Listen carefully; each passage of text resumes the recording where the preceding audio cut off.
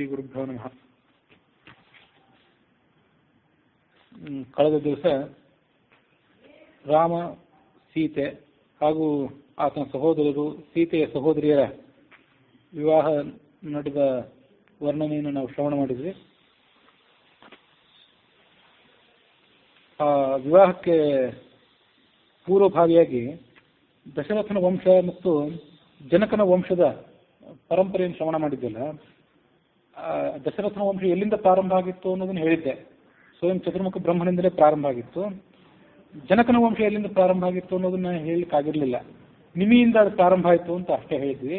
ನಿಮಿ ಯಾರವನು ಅಂತ ಗಮನಿಸಿದ್ರೆ ಆ ವಂಶವೂ ಕೂಡ ಸೂರ್ಯವಂಶವೇ. ಮರೀಚಿ, ಆ ಮರೀಚಿಯ ಮಗನಾಗಿ ಕಶ್ಯಪ, ಕಶ್ಯಪನ ಮಗ ಸೂರ್ಯ, ಸೂರ್ಯನ ಮಗ ಮನುವಿನ ಮಗ ಇಕ್ಷ್ವಾಕು. ಆ ಇಕ್ಷ್ವಾಕುವಿಗೆ ವಿಕುಕ್ಷಿ, ನಿಮಿ, ದಂಡಕ ಅಂತ 3 ಜನ ಮಕ್ಕಳಿದ್ರು. ಆ ವಿಕುಕ್ಷಿಯಿಂದ ಮುಂದೆ ಸೂರ್ಯವಂಶ ಮುಂದುವರಿಯಿತು. ರಾಮ, ದಶರಥ ಇತ್ಯಾದಿಗಳು ಎಲ್ಲಿ ಹುಟ್ಟಿ ಬಂದರೋ ಆ ಸೂರ್ಯವಂಶ ಮುಂದುವರೆದಿದ್ದು ವಿಕುಕ್ಷಿಯಿಂದ. ನಿಮಿ ಅಂತ ಇನ್ನೊಬ್ಬ ಮಗ ಏನಿದ್ದ, ಆ ನಿಮಿಯ ಕಾರಣದಿಂದಾಗಿ ಈ ಜನಕನ ವಂಶ ಮುಂದುವರಿಯಿತು. ಆ ನಿಮಿಗೆ ವಿದೇಹ ಅಂತ ಇನ್ನೊಂದು ಹೆಸರು ಕೂಡ ಇತ್ತು. ನಿಮಿಯ ಮಗನೇ ಮಿಥಿ. ಆ ಆತನೇ ಮಿಥಿಲಾ ನಗರವನ್ನು ಹುಟ್ಟು ಹಾಕಿದ. ಅವನಿಗೆ ವಿದೇಹ ಅಂತ ಯಾಕೆ ಹೆಸರಿತ್ತು? ಅದಕ್ಕೆ ಕಾರಣ ಏನು ಅಂತಂದ್ರೆ, ಆ ನಿಮಿ ಒಮ್ಮೆ ಒಂದು ಯಜ್ಞವನ್ನು ಮಾಡಿಸಬೇಕು ಅಂತ ಗುರುಗಳಾದಂಥ ವಸಿಷ್ಠರನ್ನ ಪ್ರಾರ್ಥನೆ ಮಾಡ್ಕೊಂಡ. ಗುರುಗಳು ಆಗಾಗಲೇ ಒಂದು ಯಜ್ಞದಲ್ಲಿ ನಿರತರಾಗಿದ್ದರು. ಹಾಗಾಗಿ ಅವನ ಯಜ್ಞದಲ್ಲಿ ಭಾಗವಹಿಸಲಿಕ್ಕೆ ಅವ್ರಿಗೆ ಆಗಲಿಲ್ಲ. ಇದು ಮುಗಿದ ಮೇಲೆ ಬರ್ತೇನೆ ಅಂದರು. ತಾವು ಈಗಾಗಲೇ ಪ್ರಾರಂಭ ಮಾಡಿದಂತಹ ಯಜ್ಞನ ಮುಗಿಸಿ ಅವರು ನಿಮಿಯ ಬಳಿಗೆ ಬಂದಾಗ ನಿಮಿ ಗೌತಮರನ್ನು ಮತ್ತೆ ಯಾರೋ ಒಬ್ಬ ಋಷಿಗಳನ್ನು ಸ್ವೀಕಾರ ಮಾಡಿ ಯಜ್ಞವನ್ನು ಮುಗಿಸಿಬಿಟ್ಟಿದ್ದ. ಹಾಗಾಗಿ ಗುರುಗಳು ಕುಪಿತರಾಗಿ ನಿನಗೆ ಶರೀರ ನಷ್ಟ ಆಗಿ ಹೋಗಲಿ ಅಂತ ಅವನಿಗೆ ಶಾಪ ಕೊಟ್ಟುಬಿಟ್ರು. ಹೀಗೆ ದೇಹ ನಷ್ಟ ಆಗಿದ್ದರಿಂದ, ದೇಹ ವಿಗತವನ್ನು ಹೊರಟೋಗಿದ್ದರಿಂದ ಅವನಿಗೆ ವಿದೇಹ ಅಂತ ಹೆಸರು ಬಂತು. ನಿಮಗೆ ವಿದೇಹ ಅಂತ ಹೆಸರು. ಅವನ ಮಗನಾದಂಥವನೇ ಮಿಥಿ. ಆ ಮಿಥಿಯಿಂದನೇ ಮಿಥಿಲಾ ಅನ್ನುವಂಥ ಪಟ್ಟಣ ಸೃಷ್ಟಾಯಿತು. ಈಗ ಸೀದೆ ಅಪ್ಪನಾದಂತಹ ಜನಕ ಇದ್ನಲ್ಲ, ಅವನ ವೈಯಕ್ತಿಕ ಹೆಸರು ಕ್ಷೀರಧ್ವಜ ಅಂತ ಹೇಳಿ. ಕ್ಷೀರ ಅಂತಂದ್ರೆ ನೇಗಿಲ ಆತನ ಧ್ವಜ. ತಮ್ಮನ ಹೆಸರು ಕುಶಧ್ವಜ. ಕುಶ ಅಂದ್ರೆ ದರ್ಭೆಗಳು ಆತನ ಧ್ವಜದಲ್ಲಿ ಇದ್ದಿರಬೇಕು. ಈತನ ಧ್ವಜದಲ್ಲಿ ನೇಗಿಲಿದ್ದಿರಬೇಕು. ಹಾಗಾಗಿ ಇವನಿಗೆ ಕ್ಷೀರಧ್ವಜ ಅಂತ ಹೆಸರು. ಜನಕನ ವಂಶದಲ್ಲೇ ಬಂದವರಾದ್ರಿಂದ ರಾಮನ ವಂಶದಲ್ಲೇ ಬಂದವರಿಗೆಲ್ಲರಿಗೂ ರಾಘವ ಅಂತ ಹೇಗೆ ಕರೀತಾರೋ, ಹಾಗೆ ಜನಕ ವಂಶದಲ್ಲಿ ಬಂದವನಾದ್ರಿಂದ ಇವರೆಲ್ಲರಿಗೂ ಕ್ಷೀರಧ್ವಜ ಅಂತ, ಜನಕ ಅಂತಾನೆ ಕರೆಯೋದು ಒಂದು ವಾಡಿಕೆಯಲ್ಲಿ ಬಂದಿತ್ತು. ಆತನ ಮೊದಲ ಹೆಸರು ಕ್ಷೀರಧ್ವಜ. ಹೀಗೆ ಆ ಜನಕ ವಂಶ ಮತ್ತು ಮಿಥಿಲ ನಗರದ ಆಡಳಿತಗಾರರಾದಂತಹ ಜನಕರ ವಂಶದ ಬಗ್ಗೆ ನಾವು ಶ್ರವಣ ಮಾಡಬೇಕು. ಆಮೇಲೆ ರಾಮ, ಸೀತೆ ಅವರಿಗೆ ಮದುವೆ ಆದಾಗ ಅವರ ವಯಸ್ಸು ಎಷ್ಟಿತ್ತು? ಬಾಲರಾಮಾಯಣ ಅಂತ ಗ್ರಂಥ ಏನು ರಚನೆ ಮಾಡಿದಾರಲ್ಲ ವಿಶ್ವನಂದನ ತೀರ್ಥರು, ಅವರು ರಾಮನಿಗೆ 18 ವರ್ಷ ಆಗಿತ್ತು, ಸೀತೆಗೆ 10 ವರ್ಷ ಆಗಿತ್ತು ಅಂತದನ್ನ ಅವರು ವರ್ಣನೆ ಮಾಡ್ತಾರೆ. ಇದೇ ಆನಂದ ರಾಮಾಯಣದಲ್ಲಿ ಮುಂದೊಂದು ಕಡೆ ಸೀತೆ ಮತ್ತು ರಾಮನಿಗೆ ಕೇವಲ 6 ತಿಂಗಳ ವ್ಯತ್ಯಾಸ ಇತ್ತು. 10 ವರ್ಷಗಳ ವ್ಯತ್ಯಾಸ ವಿಶ್ವನಂದನ ತೀರ್ಥ ಶ್ರೀಶಾದ್ರು ಹೇಳಿದ್ರೆ, ಇವರು ಕೇವಲ 6 ತಿಂಗಳಿನ ವ್ಯತ್ಯಾಸ ಹೇಳ್ತಾರೆ. ಮದುವೆ ಆದಾಗ ರಾಮನಿಗೆ 18 ವರ್ಷ ಆಗಿತ್ತು, ಅಥವಾ ಅವರಿಬ್ಬರು ರಾಮಲಕ್ಷ್ಮಣರಿಬ್ಬರು ಕಾಕಪಕ್ಷಧರರಾಗಿದ್ದರು, ಇನ್ನು ಗಡ್ಡ ಮೀಸೆಗಳು ಮೂಡಿರಲಿಲ್ಲ, ಆಗ ತಾನೇ ಹದಿಹರೆಯದ ವಯಸ್ಸಿಗೆ ಕಾಲಿಟ್ಟಿದ್ರು ಅಂತ ಇರೋದ್ರಿಂದ 15-16ನೇ ವಯಸ್ಸಿಗೆ ಅವರಿದ್ರೆ ಸೀತೆಗೂ 7-8 ವಯಸ್ಸಿದ್ದಿರಬಹುದು. 10 ವರ್ಷ ಅಲ್ಲದೆ ಇದ್ರು 7-8 ವಯಸ್ಸಿನ ಅಂತರ ಇತ್ತು ಅಂತ ಅದನ್ನು ಗಮನಿಸಬಹುದು.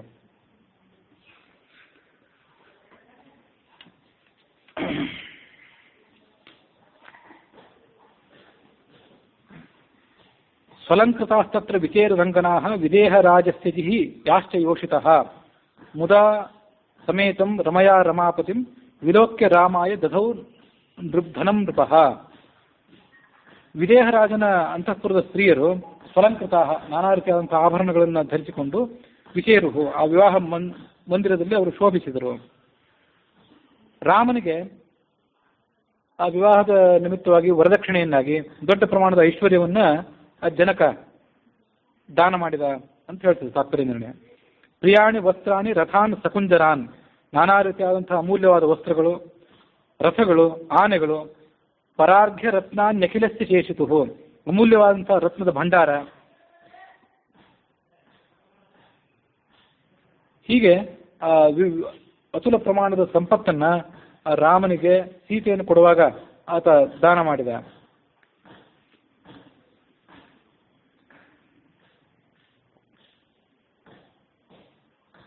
ನಟ ಮಾಂಗಲಿಕೈಶ್ಚೈವ ತುಷ್ಟುವುಸ್ತೆ ಮಹಾಸ್ವನೈ ತದಾ ದಾನಾನಿ ಅನೇಕಾನಿ ಚಕ್ರತುಸ್ತವು ನೃಪೋತ್ತವವು.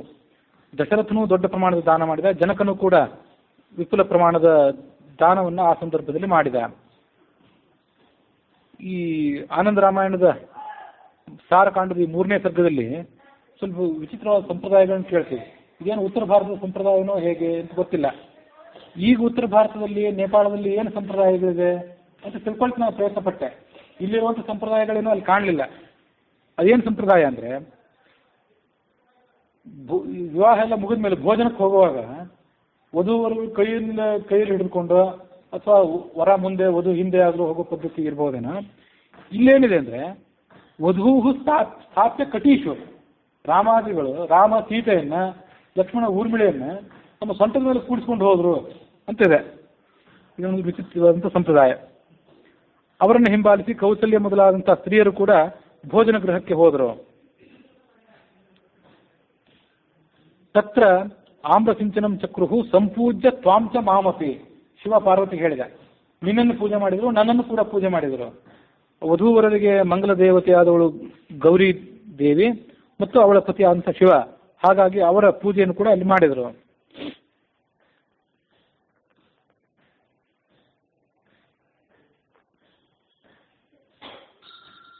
ತಥೋ ರಾಮಾದಿಕಾ ಸರ್ವೇ ಸ್ವಸ್ವಪತ್ನ್ಯ ಪೃಥಂಗ್ಮುಖಾಃ. ರಾಮ ಮೊದಲಾದಂಥ 4 ಜನ ಸಹೋದರರು ಕೂಡ ತಮ್ಮ ತಮ್ಮ ಪತ್ನಿಯರನ್ನ ಪ್ರತ್ಯೇಕವಾಗಿ ತಮ್ಮ ಪಕ್ಕದಲ್ಲಿ ಕುಳ್ಳಿರಿಸಿಕೊಂಡು ಭೋಜನವನ್ನು ಮಾಡಿದರು. ಚಕ್ರುಸ್ತೆ ಭೋಜನಂ ಹೃಷ್ಟಾಃ ಸ್ತ್ರೀಭಿಃ ಸರ್ವತ್ರ ವೇಷ್ಟಿತಾಃ. ರಾಜ ದಶರಥನು ಕೂಡ ತನ್ನ ಮಿತ್ರರು, ತನ್ನ ಸಾಮಂತರಾಜರು, ಪೌರರು, ಗುರುಗಳು ಇವರೆಲ್ಲರನ್ನು ಕರೆದುಕೊಂಡು ಭೋಜನ ಮಾಡಿದ. ಜನಕಸ್ಯ ಗೃಹಂ ಗತ್ವ ಚಕಾರ ಭೋಜನಂ ಮುದಾ. ಕೌಸಲ್ಯ ಮೊದಲಾದಂಥ ಸ್ತ್ರೀಯರು ಕೂಡ ಭೋಜನ ಮಾಡಿದರು. ಸುಮೇಧೆಯ ಪ್ರಾರ್ಥಿತಾಹ ತಾಹ ವಂದಿತಾಸ್ಯ ಮುಹುರ್ಮುಹು. ಜನಕನ ಪತ್ನಿಯಾದಂಥ ಸುಮೇಧ ದಶರಥನ ಪತ್ನಿಯರಾದಂಥ ಕೌಸಲ್ಯ, ಸುಮಿತ್ರೆ ಮೊದಲಾದವರನ್ನ ಪ್ರಾರ್ಥಿತಾಹ ಭೋಜನಕ್ಕೆ ಬರಬೇಕು ಅಂತ ಪ್ರಾರ್ಥನೆ ಮಾಡಿದ್ಲು. ಆಮೇಲೆ ಭೋಜನ ಸಾಂಗವಾಗಿ ಆಗಬೇಕು ಅಂತ ಅವರಿಗೆ ವಂದನೆ ಕೂಡ ಹೇಳಿದ್ಲು. ಹೀಗೆ ನಾನಾ ರೀತಿಯಾದಂಥ ಸಡಗರಗಳು, ಆ ಸಡಗರಗಳಿಂದ ಕೂಡಿದಂಥ ಕಾರ್ಯಕ್ರಮಗಳು ಅಲ್ಲಿ ನಡೆದವು. ಇನ್ನೊಂದು ವಿಚಿತ್ರವಾದಂಥ ಸಂಪ್ರದಾಯ ಇದೆ. ಅತತೆ ಬಾಲಕಾ ಸರ್ವೇ ಸ್ತ್ರೀವಾಕ್ಯಾನ್ ಮಾತೃ ಸನ್ನಿಧವು ಸ್ವಸ್ವಪತ್ನ್ಯಾ ಪಾದಯೋ ಸ್ವಶಿರೋಭಿ ನಮನಂ ಮುಹುಹು. ವಧುವಾದವಳು ವರನಿಗೆ ನಮಸ್ಕಾರ ಮಾಡೋದು ನಿಮಗೆಲ್ಲರಿಗೂ ಗೊತ್ತಿದ್ದೇ ಇದೆ. ಇಲ್ಲಿ ಆ ಕೌಸಲ್ಯ, ಸುಮಿತ್ರೆ ಮತ್ತು ಕೈಕೇಯಿ ಅವರ ಸನ್ನಿಧಾನದಲ್ಲಿ ರಾಮಲಕ್ಷ್ಮಣಾದಿಗಳು ತಾವೇ ಸೀತೆ, ಊರ್ಮಿಳೆ ಮೊದಲಾದವರಿಗೆ ನಮಸ್ಕಾರ ಮಾಡಿದರು. ಸೀತೆ, ಊರ್ಮಿಳೆ ಮೊದಲಾದವರು ಪಾದಗಳಿಗೆ ನಮಸ್ಕಾರ ಮಾಡಿದರು ಅಂತಿದೆ. ಇದು ಯಾಕಿಂತ ವಿಲಕ್ಷಣವಾದ ಸಂಪ್ರದಾಯಗಳೆಲ್ಲ ಬಂದಿದೆ, ಆ ಉತ್ತರ ಭಾರತದಲ್ಲಿ ಏನಿದೆ ಅಂತ ತಿಳ್ಕೊಳ್ಳಿ ಪ್ರಯತ್ನ ಪಟ್ಟೆ ಅಂತ ಹೇಳಿದ್ರೆ, ಈಗ ಸದ್ಯ ಅಲ್ಲೇನು ಯಾವ ಬಳಕೆಯಲ್ಲಿರೋದು ಕಂಡು ಬರಲಿಲ್ಲ. ಆದರೆ ತಂದೆ ತಾಯಿಯಂದಿರು ತಮ್ಮ ಹೆಣ್ಣು ಮಕ್ಕಳಿಗೆ ಪಾದ ಮುಟ್ಟಿ ನಮಸ್ಕಾರ ಮಾಡೋದು ನೇಪಾಳದಲ್ಲಿದೆ ಅಂತ ಕಂಡು ಬಂತು. ನೇಪಾಳದಲ್ಲಿ ಒಂದು ಕನ್ಯಾ ದೇವಾಲಯ ಅಂತ ಒಂದಿದೆ, ನೀವೆಲ್ಲಾದ್ರೂ ಕೇಳಿದ್ದಿರ್ಬೇಕು.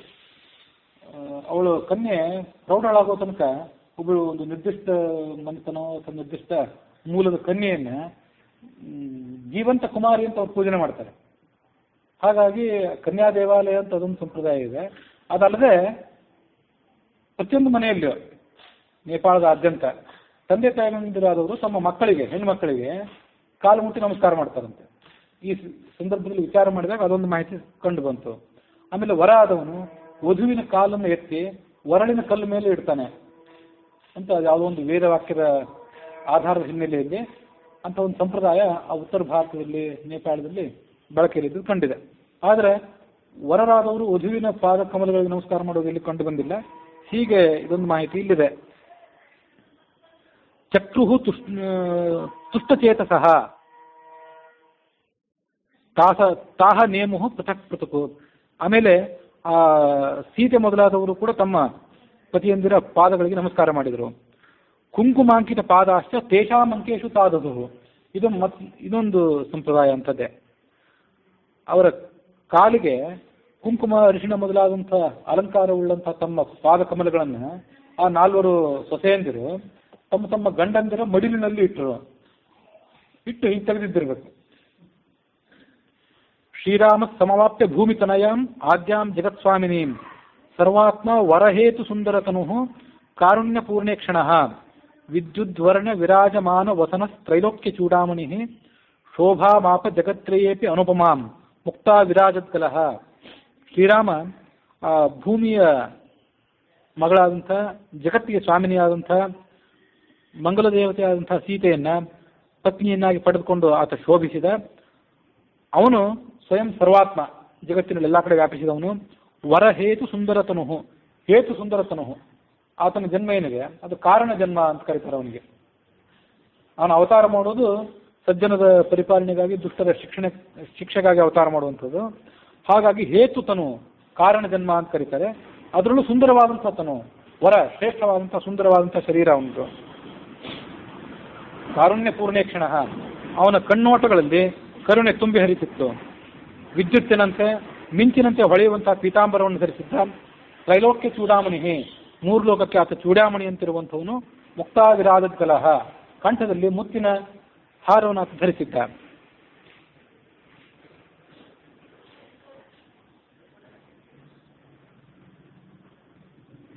ಅದಾದ ಬಳಿಕ 4ನೇ ದಿವಸದಲ್ಲಿ ದೀಪ ಅಲಂಕಾರದ ನಡುವೆ ರಾಮಾದೀನಾನ್ ಪಾರಿಬರ್ಹಾನ್ ದದೌಸ ಜನಕಸ್ತದ. ಜನಕರಾಜ ಅವರಿಗೆಲ್ಲರಿಗೂ ಕೂಡ ನಾನಾ ರೀತಿಯಾದಂತಹ ಉಡುಗೊರೆಗಳನ್ನು ಕೊಟ್ಟ.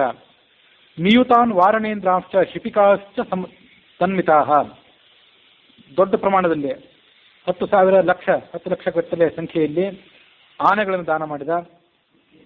ಮತ್ತೆ ಪಲ್ಲಕ್ಕಿಗಳನ್ನು ಕೊಟ್ಟ. ತುರಗಾನ್ ದಶಲಕ್ಷಾಂಶ, 10 ಲಕ್ಷ ಸಂಖ್ಯೆಯ ಆನೆಗಳನ್ನು ಕೊಟ್ಟ. ನಿಯುತಾನ್ ಚಂದನಾನ್, ಹಾಗೆ 10 ಲಕ್ಷ ಗಟ್ಟಲೆ ರಥಗಳನ್ನು ಕೊಟ್ಟ. ನಾನಾ ರೀತಿಯಾದಂತಹ ಅಲಂಕಾರಗಳನ್ನು, ಬಟ್ಟೆಗಳನ್ನು. ಗೋ ದಾಸಿ ಸೇವಕಾದಿಕಾನ್, ಇವನ್ನೆಲ್ಲವನ್ನು ಕೂಡ ರಾಮನಿಗೆ, ಲಕ್ಷ್ಮಣನಿಗೆ, ಭರತ ಶತ್ರುಘ್ನರಿಗೆ ಆತ ದಾನ ಮಾಡಿದ. ಹೀಗೆ ಆ ಜನಕರಾಜನ ಸಮ್ಮಾನವನ್ನು ತೆಗೆದುಕೊಂಡು ಗಜಾರೂಢರಾಗಿ ತಮ್ಮ ಬಿಡಾರಕ್ಕೆ, ತಾವು ಇಳಿದುಕೊಂಡಂಥ ಸ್ಥಳಕ್ಕೆ ಅವರು ಬಂದು ತಲುಪಿದರು. ಹೀಗೆ ಆ ದಶರಥ ರಾಜ ಜನಕರಾಜನ ವಿನಂತಿಯಂತೆ ಮಾಸಮೇಕಂ ನಿನಾಯ, 1 ತಿಂಗಳ ಕಾಲ ಅಲ್ಲೇ ಆತ ಕಳೆದ. ತತಃ ಸೈನ್ಯೇನ ಸ್ವಪುರಿಯಂ ಗಂತುಂ ಪುರಿಯ ಬಹಿರ್ಯಯೋ. ಇದೆಲ್ಲ ಆದ ಬಳಿಕ ಆ ಜನಕರಾಜನ ಸಮ್ಮತಿಯಂತೆ ಹೊರಗೆ ತನ್ನ ಪಟ್ಟಣವಾದಂಥ ಅಯೋಧ್ಯ ನಗರಕ್ಕೆ ಹೊರಡಬೇಕು ಅಂತ ಆತ ಹೊರಗೆ ಬಂದ. ವಾಲ್ಮೀಕಿ ರಾಮಾಯಣದ ಬಾಲಕಾಂಡದ 74ನೇ ಸರ್ಗದ ಅನುಸಾರವಾಗಿ ಈ ಕಥೆ ಕೇಳ್ತೀವಿ. ಅಥ ರಾತ್ರ್ಯಾಂ ವ್ಯತೀತಾಯಾಮ್, ರಾತ್ರಿ ಕಳೆದು ಬೆಳಗಾಯಿತು. ಮಹಾಮುನಿಯಾದಂಥ ವಿಶ್ವಾಮಿತ್ರ ಜನಕ ದಶರಥರ ಅನುಮತಿಯನ್ನು ಪಡೆದುಕೊಂಡು ಹಿಮಾಲಯಕ್ಕೆ ಹೊರಟು ಹೋಗಿಬಿಟ್ಟ. ನನ್ನ ಕೆಲಸ ಎಲ್ಲ ಮುಗಿದಿತ್ತು, ಹಿಮಾಲಯ ಪರ್ವತಕ್ಕೆ ಅವರು ಹೊರಟು ಹೋದರು. ವಿಶ್ವಾಮಿತ್ರ ಹೊರಟು ಹೋದ್ಮೇಲೆ ದಶರಥರಾಜನು ಕೂಡ ಜನಕನ ಸಮ್ಮತಿಯನ್ನು ತೆಗೆದುಕೊಂಡು ಅಯೋಧ್ಯ ಪಟ್ಟಣಕ್ಕೆ ಪ್ರಯಾಣ ಮಾಡಿದ. ಲಕ್ಷ ಲಕ್ಷ ಗೋವುಗಳನ್ನು, ರತ್ನ ಕಂಬಳಿಗಳನ್ನು ಜನಕ ತನ್ನ ಅಳಿಯಂದ್ರಿಗೆ ದಾನ ಮಾಡಿದ. ದಿವ್ಯವಾದಂಥ ಅಲಂಕಾರವುಳ್ಳ ಆನೆ, ಕುದುರೆ, ರಥ ಇತ್ಯಾದಿಗಳನ್ನು ದಾನ ಮಾಡಿದ. 100 ಮಂದಿ ಸಖಿಯರನ್ನ, ಅನೇಕ ಜನ ಸೇವಕರನ್ನ ಕಳಿಸಿಕೊಟ್ಟ. ಅನೇಕ ಲಕ್ಷ ಬೆಳ್ಳಿಯ ನಾಣ್ಯಗಳು, ಸುವರ್ಣ ನಾಣ್ಯಗಳನ್ನ, ಹವಳಗಳನ್ನ ಆ ಹೆಣ್ಣು ಮಕ್ಕಳಿಗೆ ಆತ ಬಳುವಳಿಯಾಗಿ ಕೊಟ್ಟ. ಈ ಎಲ್ಲ ಬೃಹತ್ ಪ್ರಮಾಣದ ಸಂಪತ್ತನ್ನ ಮತ್ತು ಸೊಸೆಯಂದಿರನ್ನ, ಮಕ್ಕಳನ್ನ, ತನ್ನ ಪರಿವಾರವನ್ನ ಹಿಂದಿಟ್ಟುಕೊಂಡು ಆ ದಶರಥ ಅಲ್ಲಿಂದ ತನ್ನ ಬಿಡಾರಕ್ಕೆ ತಲುಪಿದ. ದಶರಥ ರಾಜ ಆ ಜನಕರಾಜನಿಗೆ ಆ ಸಂದರ್ಭಕ್ಕೆ ಉಚಿತವಾದಂತಹ ಮಾತುಗಳನ್ನು ಹೇಳಿ ಕಳಿಸಿಕೊಟ್ಟು ತನ್ನ ನಗರವಾದಂತಹ ಅಯೋಧ್ಯೆಗೆ ಪ್ರಯಾಣ ಮಾಡಿದ. ಹೀಗೆ ಅಯೋಧ್ಯೆಗೆ ಪ್ರಯಾಣ ಮಾಡಲಿಕ್ಕೆ ಪ್ರಾರಂಭ ಮಾಡಿದ್ದಾಗ ದಾರಿಯಲ್ಲಿ ಕೆಲವು ಕೆಟ್ಟ ಶಕುನಗಳು ಕೇಳಿ ಬಂದವು, ಹಾಗೆ ಕೆಲವು ಒಳ್ಳೆಯ ಶಕುನಗಳು ಕೂಡ ಕೇಳಿ ಬಂದವು. ಪಕ್ಷಿಗಳು ವಿಕೃತವಾದಂತಹ ಸ್ವರದಿಂದ ಅಲ್ಲಿ ಆಕ್ರೋಶ ಮಾಡ್ತಿದ್ದವು. ಮೃಗಗಳು ಆ ದಶರಥರಾಜನ ಬಲಭಾಗದಲ್ಲಿ, ಆ ದಶರಥರಾಜನನ್ನು ಬಲಪಕ್ಕದಲ್ಲಿ ಇಟ್ಕೊಂಡು ಮುಂದೆ ಹೋಗ್ತಾ ಇದ್ದವು. ಅದನ್ನು ಕಂಡು ಆ ದಶರಥ ವಸಿಷ್ಠರನ್ನು ಕೇಳಿದ, ಮೃಗಗಳು ನನ್ನನ್ನು ಪ್ರದಕ್ಷಿಣೆ ಮಾಡಿ ಹೋಗ್ತಾ ಇವೆ, ಆದರೆ ನನ್ನ ಸುತ್ತಲೂ ಭಯಂಕರವಾದಂತಹ ಪಕ್ಷಿಗಳ ಚೀರಾಟ ಕೇಳಿ ಬರ್ತಾ ಇದೆ, ನನ್ನ ಹೃದಯ ನಡುಗುತ್ತಿದೆ, ಮನಸ್ಸು ಕಳವಳಗೊಂಡಿದೆ, ಇದಕ್ಕೇನು ಕಾರಣ? ಆಗ ವಸಿಷ್ಠರು ಹೇಳಿದರು, ಪಕ್ಷಿಗಳ ಘೋರ ನಿನಾದ ಏನಿದೆ ಇದು ಕೆಟ್ಟದನ್ನು ಸೂಚನೆ ಮಾಡ್ತದೆ, ಪ್ರಾಣಿಗಳು ಪ್ರದಕ್ಷಿಣವಾಗಿ ಮುಂದೆ ಹೋಗ್ತಿರೋದು ಒಳ್ಳೆಯ ಫಲವನ್ನು ಸೂಚನೆ ಮಾಡ್ತದೆ. ಅದೇನಂದ್ರೆ, ಈ ಎಲ್ಲ ಭಯ ಇದ್ರೂ ಕೂಡ ಆ ಬಂದಂಥ ಭಯ ಆಪತ್ತು ಎಲ್ಲ ಯಾವುದೇ ಸಮಸ್ಯೆ ಇಲ್ಲದೆ ನಿರಾತಂಕವಾಗಿ ಕಳೆದು ಹೋಗ್ತದೆ ಅನ್ನೋದಕ್ಕೆ ಸೂಚನೆ ಆಗಿದೆ. ಹಾಗಾಗಿ ನೀನು ಭಯ ಪಡಬೇಕಾದ ಕಾರಣ ಇಲ್ಲ. ಹೀಗೆ ದಶರಥ ಮಾತಾಡ್ತಿದ್ದಾಗಲೇ ಅಲ್ಲಿ ಸುಂಟರ್ ಗಾಳಿ ಬೀಸಲಿಕ್ಕೆ ಪ್ರಾರಂಭ ಆಯಿತು. ಆ ಸುಂಟರ್ ಗಾಳಿಯಿಂದ ಇಡೀ ಭೂಮಿಯೇ ನಡುಗಿತು. ದೊಡ್ಡ ದೊಡ್ಡ ವೃಕ್ಷಗಳೆಲ್ಲ ಬುಡ ಮೇಲಾಗಿ ಕೆಳಗೆ ಬಿದ್ದವು. ಸೂರ್ಯ ಕೂಡ ಮುಚ್ಚಿ ಹೋದ, ಸೂರ್ಯನ ಪ್ರಕಾಶ ಎಲ್ಲ ಮುಚ್ಚಿ ಹೋಯಿತು. ಸುತ್ತಲೆಲ್ಲ ಕೂಡ ಎಲ್ಲ ಕಡೆ ಕೂಡ ಅಂಧಕಾರ ಕವಿಯಿತು. ದಶರಥನ ಇಡೀ ಪರಿವಾರಕ್ಕೆ ದಿಕ್ಕು ತೋಚಿದಂತಾಯಿತು. ದಶರಥನ ಸಮಸ್ತ ಸೈನ್ಯ, ಚತುರಂಗ ಬಲ ಸಮೇತವಾದ ಸೈನ್ಯವೂ ಕೂಡ ಏನು ಮಾಡಬೇಕು ಅಂತ ತಿಳಿಯದೆ ಸ್ತಬ್ಧವಾಗಿಬಿಡ್ತು. ವಸಿಷ್ಠ, ಅವರೊಳಗಿರುವಂತಹ ಉಳಿದ ಋಷಿ ಮಹರ್ಷಿಗಳು, ದಶರಥ, ಅವನ ಮಕ್ಕಳು, ಇವರು ಮಾತ್ರ ಆ ಸುಂಟರ ಗಾಳಿಗೆ ಭಯಪಡದೆ, ಆತಂಕಿತರಾಗದೆ ಸ್ವಸ್ಥರಾಗಿದ್ದರು. ಉಳಿದವರೆಲ್ಲರೂ ಕೂಡ ಪ್ರಜ್ಞಾಹೀನರಾಗಿಬಿಟ್ರು, ತಮ್ಮ ಪ್ರಜ್ಞೆಯನ್ನೇ ಕಳ್ಕೊಂಡ್ಬಿಟ್ರು. ಹೀಗೆ ಆ ಉತ್ಪಾತಗಳೆಲ್ಲ ಕಂಡು ಬಂದ ಬಳಿಕ ಸ್ವಲ್ಪ ಹೊತ್ತಿನ ಬಳಿಕ ಅಲ್ಲಿ ಪರಶುರಾಮ ಕಾಣಿಸಿಕೊಂಡ. ಆ ಉತ್ಪಾತದಿಂದ ಆ ಪರಶುರಾಮ ಬರುವುದಕ್ಕೆ ಸೂಚಕವಾಗಿದ್ದವು.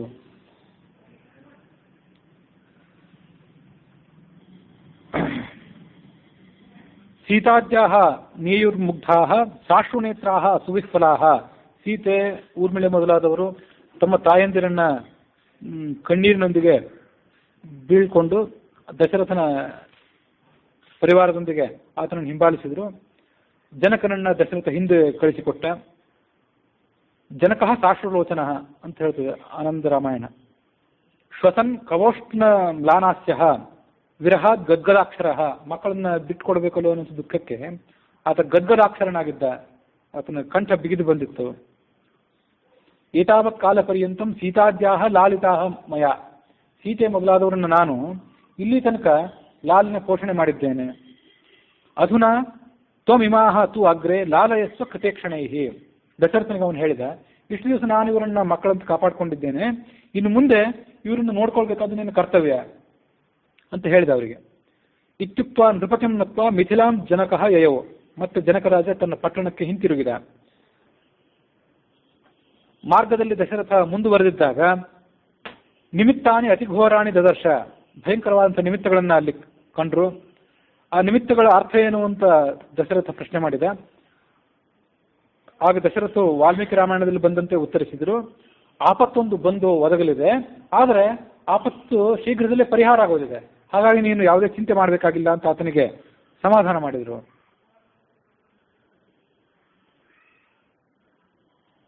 ಏವಂ ವೈ ವದತಸ್ತಸ್ಯ ವವೌ ಘೋರಃ ಅನಿಲಃ. ಭಯಂಕರವಾದಂಥ ಸುಂಟರ್ ಗಾಳಿ ಬೀಸಿತು. ಪಾಂಸು ವೃಷ್ಟಿಭಿ ಆರ್ದಯತ್. ಎಲ್ಲ ಕಡೆ ಧೂಳಿನ ಮಳೆ ಎಲ್ಲ ಕಡೆ ಬಿದ್ದು ಎಲ್ಲರ ಕಣ್ಣನ್ನು ಮುಚ್ಚಿ ಹಾಕಿತು. ತಥೋ ದದರ್ಶ ಪರಮಂ ಜಾಮದಗ್ನಿಂ ಮಹಾಪ್ರಭಂ. ಮಿಂಚಿನಂತೆ ಹೊಳೆಯುತ್ತಿದ್ದಂಥ ಪರಶುರಾಮನನ್ನು ಅವರೆಲ್ಲರೂ ಕೂಡ ನೋಡಿದರು. ನೀಲ ಮೇಘ ನಿಭಂ. ಆತನು ಕೂಡ ನೀಲ ಮೇಘದಂತೆ ಕಾಂತಿ ಉಳ್ಳವನಾಗಿದ್ದ. ಪ್ರಾಂಶುಂ. ಎತ್ತರವಾದಂಥ ಆಕಾರವುಳ್ಳವನಾಗಿದ್ದ. ಜಟಾಮಂಡಲವನ್ನು ಧರಿಸಿಕೊಂಡಿದ್ದ. ಕೈಯಲ್ಲಿ ಬಿಲ್ಲಿತ್ತು, ಮತ್ತೆ ಪರಶು ಕೊಡಲಿ ಇತ್ತು. ಸಾಕ್ಷಾತ್ ಕಾಲಮೇವಸ್ಥಿತಂ. ಬಂದವನನ್ನು ನೋಡಿದ್ರೆ ಯಮನೇ ಬಂದಿದ್ದಾನೇನೋ ಅನ್ನುವಂತೆ ಕಾಣಿಸ್ತಿತ್ತು. ಕಾರ್ತವೀರ್ಯಾಂತಕಂ. ಆತ ಕಾರ್ತವೀರ್ಯನನ್ನು ಧ್ವಂಸ ಮಾಡಿದವನು. ದುರಹಂಕಾರವುಳ್ಳಂಥ ಕ್ಷತ್ರಿಯರನ್ನೆಲ್ಲರನ್ನು ಕೂಡ ಮರ್ದನ ಮಾಡಿದವನು. ಆತನಿಗೆ ಆ ದಶರಥರ ರಾಜನ ಎದುರಿಗೆ ಬಂದಾಗಲೂ ಕೂಡ ಆ ಸಿಟ್ಟು ಇನ್ನೂ ಇಳಿದಿರಲಿಲ್ಲೇನೋ, ದುಷ್ಟ ಕ್ಷತ್ರಿಯರನ್ನು ದಮನ ಮಾಡಿದಂಥ ಸಿಟ್ಟು. ಹಾಗಾಗಿ ರಕ್ತಾಸ್ಯಂ ರಕ್ತಲೋಚನಂ. ಮುಖವೂ ಕೆಂಪಾಗಿತ್ತು, ಕಣ್ಣು ಕೂಡ ಕೆಂಪು ಬಣ್ಣವುಳ್ಳವಳಾಗಿದ್ದವು. ಅವನನ್ನು ನೋಡಿ ದಶರಥನಿಗೆ ಭಯವೇ ಆಯಿತು. ಭಯ ಆಗಿ ಆತನಿಗೆ ಅರ್ಘ್ಯ ಪಾದ್ಯಾದಿಗಳನ್ನು ಕೊಟ್ಟು ಸತ್ಕಾರ ಮಾಡಿದ.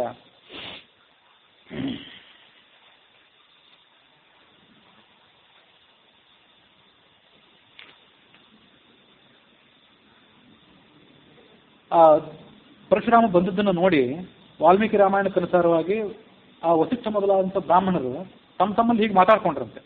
ಏನು ಮಾತಾಡ್ಕೊಂಡ್ರು? ಈ ಪರಶುರಾಮ ಒಬ್ಬ ಕ್ಷತ್ರಿಯ ಅಂದರೆ ಕಾರ್ತವೀರ್ಯಾರ್ಜುನ ತನ್ನ ತಂದೆಯಾದಂಥ ಜಮದಗ್ನಿಯನ್ನು ಧ್ವಂಸ ಮಾಡಿದ ಅನ್ನುವ ಸಿಟ್ಟಿಗೊಳಗಾಗಿ 21 ಬಾರಿ ಭೂಮಂಡಲವನ್ನೆಲ್ಲ ಸಂಚಾರ ಮಾಡಿ ಎಲ್ಲ ದುಷ್ಟರಾದಂಥ ಕ್ಷತ್ರಿಯರನ್ನೆಲ್ಲ ದಮನ ಮಾಡಿದ. ಅಷ್ಟೆಲ್ಲ ಆತನಿಗೆ ಹಿಂದೆ ಸಿಟ್ಟಿದ್ರೂ ಕೂಡ ಈಗ ಹಾಗೇನು ಆತ ಮಾಡಲಿಕ್ಕಿಲ್ಲ. ಸಿಟ್ಟನ್ನು ಆತ ಬಿಟ್ಟು ಕೊಟ್ಟಿದ್ದಿರಬೇಕು. ಯಾಕೆಂದರೆ ಕ್ಷತ್ರಿಯರನ್ನೆಲ್ಲ ಧ್ವಂಸ ಮಾಡಿ ಆಗಿದೆ. ಕೋಪರಹಿತನಾಗಿದ್ದಾನೆ, ಚಿಂತಾರಹಿತನಾಗಿದ್ದಾನೆ ಈಗ. ಆದ್ರಿಂದ ಶಸ್ತ್ರವನ್ನೇ ಬಿಟ್ಟು ಬಿಟ್ಟಿದ್ದಾನೆ ಅಂತ ಕೂಡ ಇಲ್ಲೊಂದು ಕಡೆ ಮಾತಿದೆ. ಹಾಗಾಗಿ ಈತ ಸಿಟ್ಟಿಂದ ಇಲ್ಲಿ ಬಂದ್ರೂ ರಾಮಾದಿಗಳಿಗೆ ಇವನಿಂದ ಏನು ತೊಂದರೆ ಆಗ್ಲಿಕ್ಕಿಲ್ಲ ಅಂತ ಮಾತಾಡಿಕೊಂಡ್ರು ಆ ವಸಿಷ್ಠಾದಿಗಳು. ಈಗ ಆಲೋಚನೆ ಮಾಡಿ ಅರ್ಘ್ಯಪಾದ್ಯಾದಿಗಳನ್ನು ತೆಗೆದುಕೊಂಡು ಆ ಪರಶುರಾಮನನ್ನು ಆದರದಿಂದ ಸ್ವಾಗತ ಮಾಡಿದರು. ನಿನಗೆ ಸ್ವಾಗತ, ಈ ಅರ್ಘ್ಯಪಾದ್ಯಾದಿಗಳನ್ನು ಸ್ವೀಕಾರ ಮಾಡು ಅಂತ ಅವ್ರು ಹೇಳಿದ ಮೇಲೆ ಅವರ ಸತ್ಕಾರವನ್ನ ಜಮದಗ್ನಿಯ ಮಗನಾದಂಥ ಪರಶುರಾಮ ಸ್ವೀಕಾರ ಮಾಡಿದ. ಸ್ವೀಕಾರ ಮಾಡಿ ಮುಂದೆ ಅಲ್ಲಿ ನಿಂತ ರಾಮನಿಗೆ ಈ ಮಾತನ್ನು ಹೇಳಿದ. ರಾಮ ದಾಶರಥೇ ವೀರ ವೀರ್ಯಂತೆ ಶ್ರೂಯತೆ ಅದ್ಭುತಂ ಧನುಷೋ ಛೇದನಂ ಚೈವ ನಿಖಿಲೇನ ಮಯಾಶ್ರುತಂ. ದಶರಥ ಪುತ್ರನಾದಂಥ ರಾಮನೇ, ನಿನ್ನ ಅದ್ಭುತವಾದಂಥ ಪರಾಕ್ರಮವನ್ನು ನಾನು ಕೂಡ ಕೇಳಿದ್ದೇನೆ. ಯಾಕಂದ್ರೆ ಎಲ್ಲ ಕಡೆ ನಿನ್ನ ಪರಾಕ್ರಮದ ಕಥೆ ಕೇಳಿ ಬರ್ತಾ ಇದೆ. ತಾಟಕೆಯನ್ನು ಕೊಂದದ್ದರಿಂದ ಹಿಡಿದು ಇಲ್ಲಿಯ ತನಕ ಶಿವಧನಸ್ಸನ್ನು ಭಗ್ನ ಮಾಡಿದ ಕಥೆಯ ತನಕ ಎಲ್ಲ ರೀತಿಯಾದಂಥ ಕಥೆಗಳನ್ನು ಕೂಡ ನಾನು ಶ್ರವಣ ಮಾಡಿದ್ದೇನೆ. ನೀನು ಆ ಅದ್ಭುತವಾದಂಥ ಶಿವಧನಸ್ಸನ್ನು ಮುರಿದಿದ್ದಿ. ಆ ವಾರ್ತೆಯನ್ನು ಕೇಳಿ ಮತ್ತೊಂದು ಭಯಂಕರವಾದಂಥ ಧನಸ್ಸನ್ನು ತೆಗೆದುಕೊಂಡು ನಿನ್ನ ಬಳಿಗೆ ನಾನೀಗ ಬಂದಿದ್ದೇನೆ. ಈ ಧನಸ್ಸೇನಿದೆ ಇದು ನನಗೆ ನಮ್ಮ ಅಪ್ಪನಾದಂಥ ಜಮದಗ್ನಿಯಿಂದ ಪ್ರಾಪ್ತವಾದದ್ದು. ಶಿವಧನಸ್ಸನ್ನು ನೀನೇನು ಹಗ್ಗ ಬಿಗಿದು ಅದರಲ್ಲಿ ಬಾಣ ಪ್ರಯೋಗ ಮಾಡಿದ್ಯಲ್ಲ, ಅದರಂತೆ ಈ ಧನಸ್ಸನ್ನು ಕೈಯಲ್ಲಿ ತೆಗೆದುಕೊಂಡು ಇದರಲ್ಲಿ ಕೂಡ ಬಾಣವನ್ನು ಹೂಡು.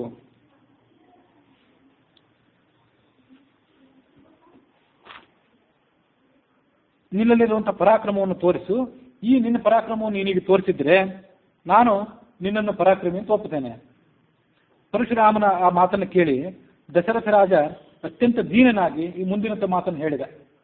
ವಾಲ್ಮೀಕಿ ರಾಮಾಯಣನು ಅದನ್ನು ಹೇಳ್ತದೆ, ಆನಂದ ರಾಮಾಯಣನು ಕೂಡ ಹೇಳ್ತದೆ. ತದಂತರೇ ಸೋಥ ದದರ್ಶ ಭಾರ್ಗವಂ ಸಹಸ್ರ ಲಕ್ಷ ಅಮಿತ ಭಾನು ದೀಧಿತಂ. ತಾತ್ಪರ್ಯ ನಿರ್ಣಯ ಆ ಪರಶುರಾಮನ ಸ್ವರೂಪವನ್ನು ಹೀಗೆ ವರ್ಣನೆ ಮಾಡ್ತದೆ.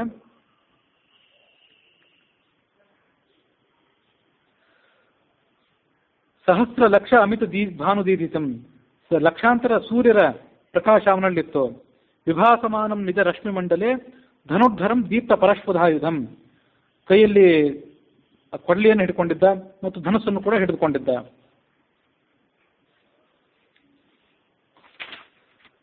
ಅಜಾನತಾಂ ರಾಘವ ಮಾದಿಪೂರುಷಂ ಸಮಾಗತಂ ಜ್ಞಾಪಯಿತುಂ ನಿದರ್ಶನೈ ಸಮಾಹ್ವಯಂತಂ ರಘುಪಂ ಸ್ಪೃಧೇವ ನೃಪೋ ಯಯಾಚೆ ಪ್ರಣಿಪತ್ಯ ಭೀತಃ. ಆತ ಬಂದಿದ್ರು ಉದ್ದೇಶ ಏನಿತ್ತಂದ್ರೆ ರಾಮನ ಪರಾಕ್ರಮವನ್ನು ಪ್ರದರ್ಶನ ಮಾಡೋದು, ಅದನ್ನು ತಾನು ತಿಳ್ಕೊಳ್ಳೋದಾಗ್ಲಿ, ಜನರಿಗೆ ತೋರಿಸೋದಾಗ್ಲಿ ಆತನ ಉದ್ದೇಶ ಆಗಿರಲಿಲ್ಲ. ಯಾರಿಗೆ ರಾಮ ವಿಷ್ಣುವಿನ ಅವತಾರ ಅಂತ ಗೊತ್ತಿಲ್ಲ ಮತ್ತು ಈ ಪರಶುರಾಮ ರಾಮ ಇವರಿಬ್ಬರು ಕೂಡ ಆ ಪರಮಾತ್ಮನ ವಿಭಿನ್ನವಾದಂಥ ಎರಡು ಅವತಾರಗಳೇ ಅನ್ನೋದು ಯಾರಿಗೆ ಗೊತ್ತಿಲ್ಲ, ಅವರಿಗೆ ಇದನ್ನು ತಿಳಿಸೋದಕ್ಕಾಗಿ ಆತ ಬಂದಿದ್ದ.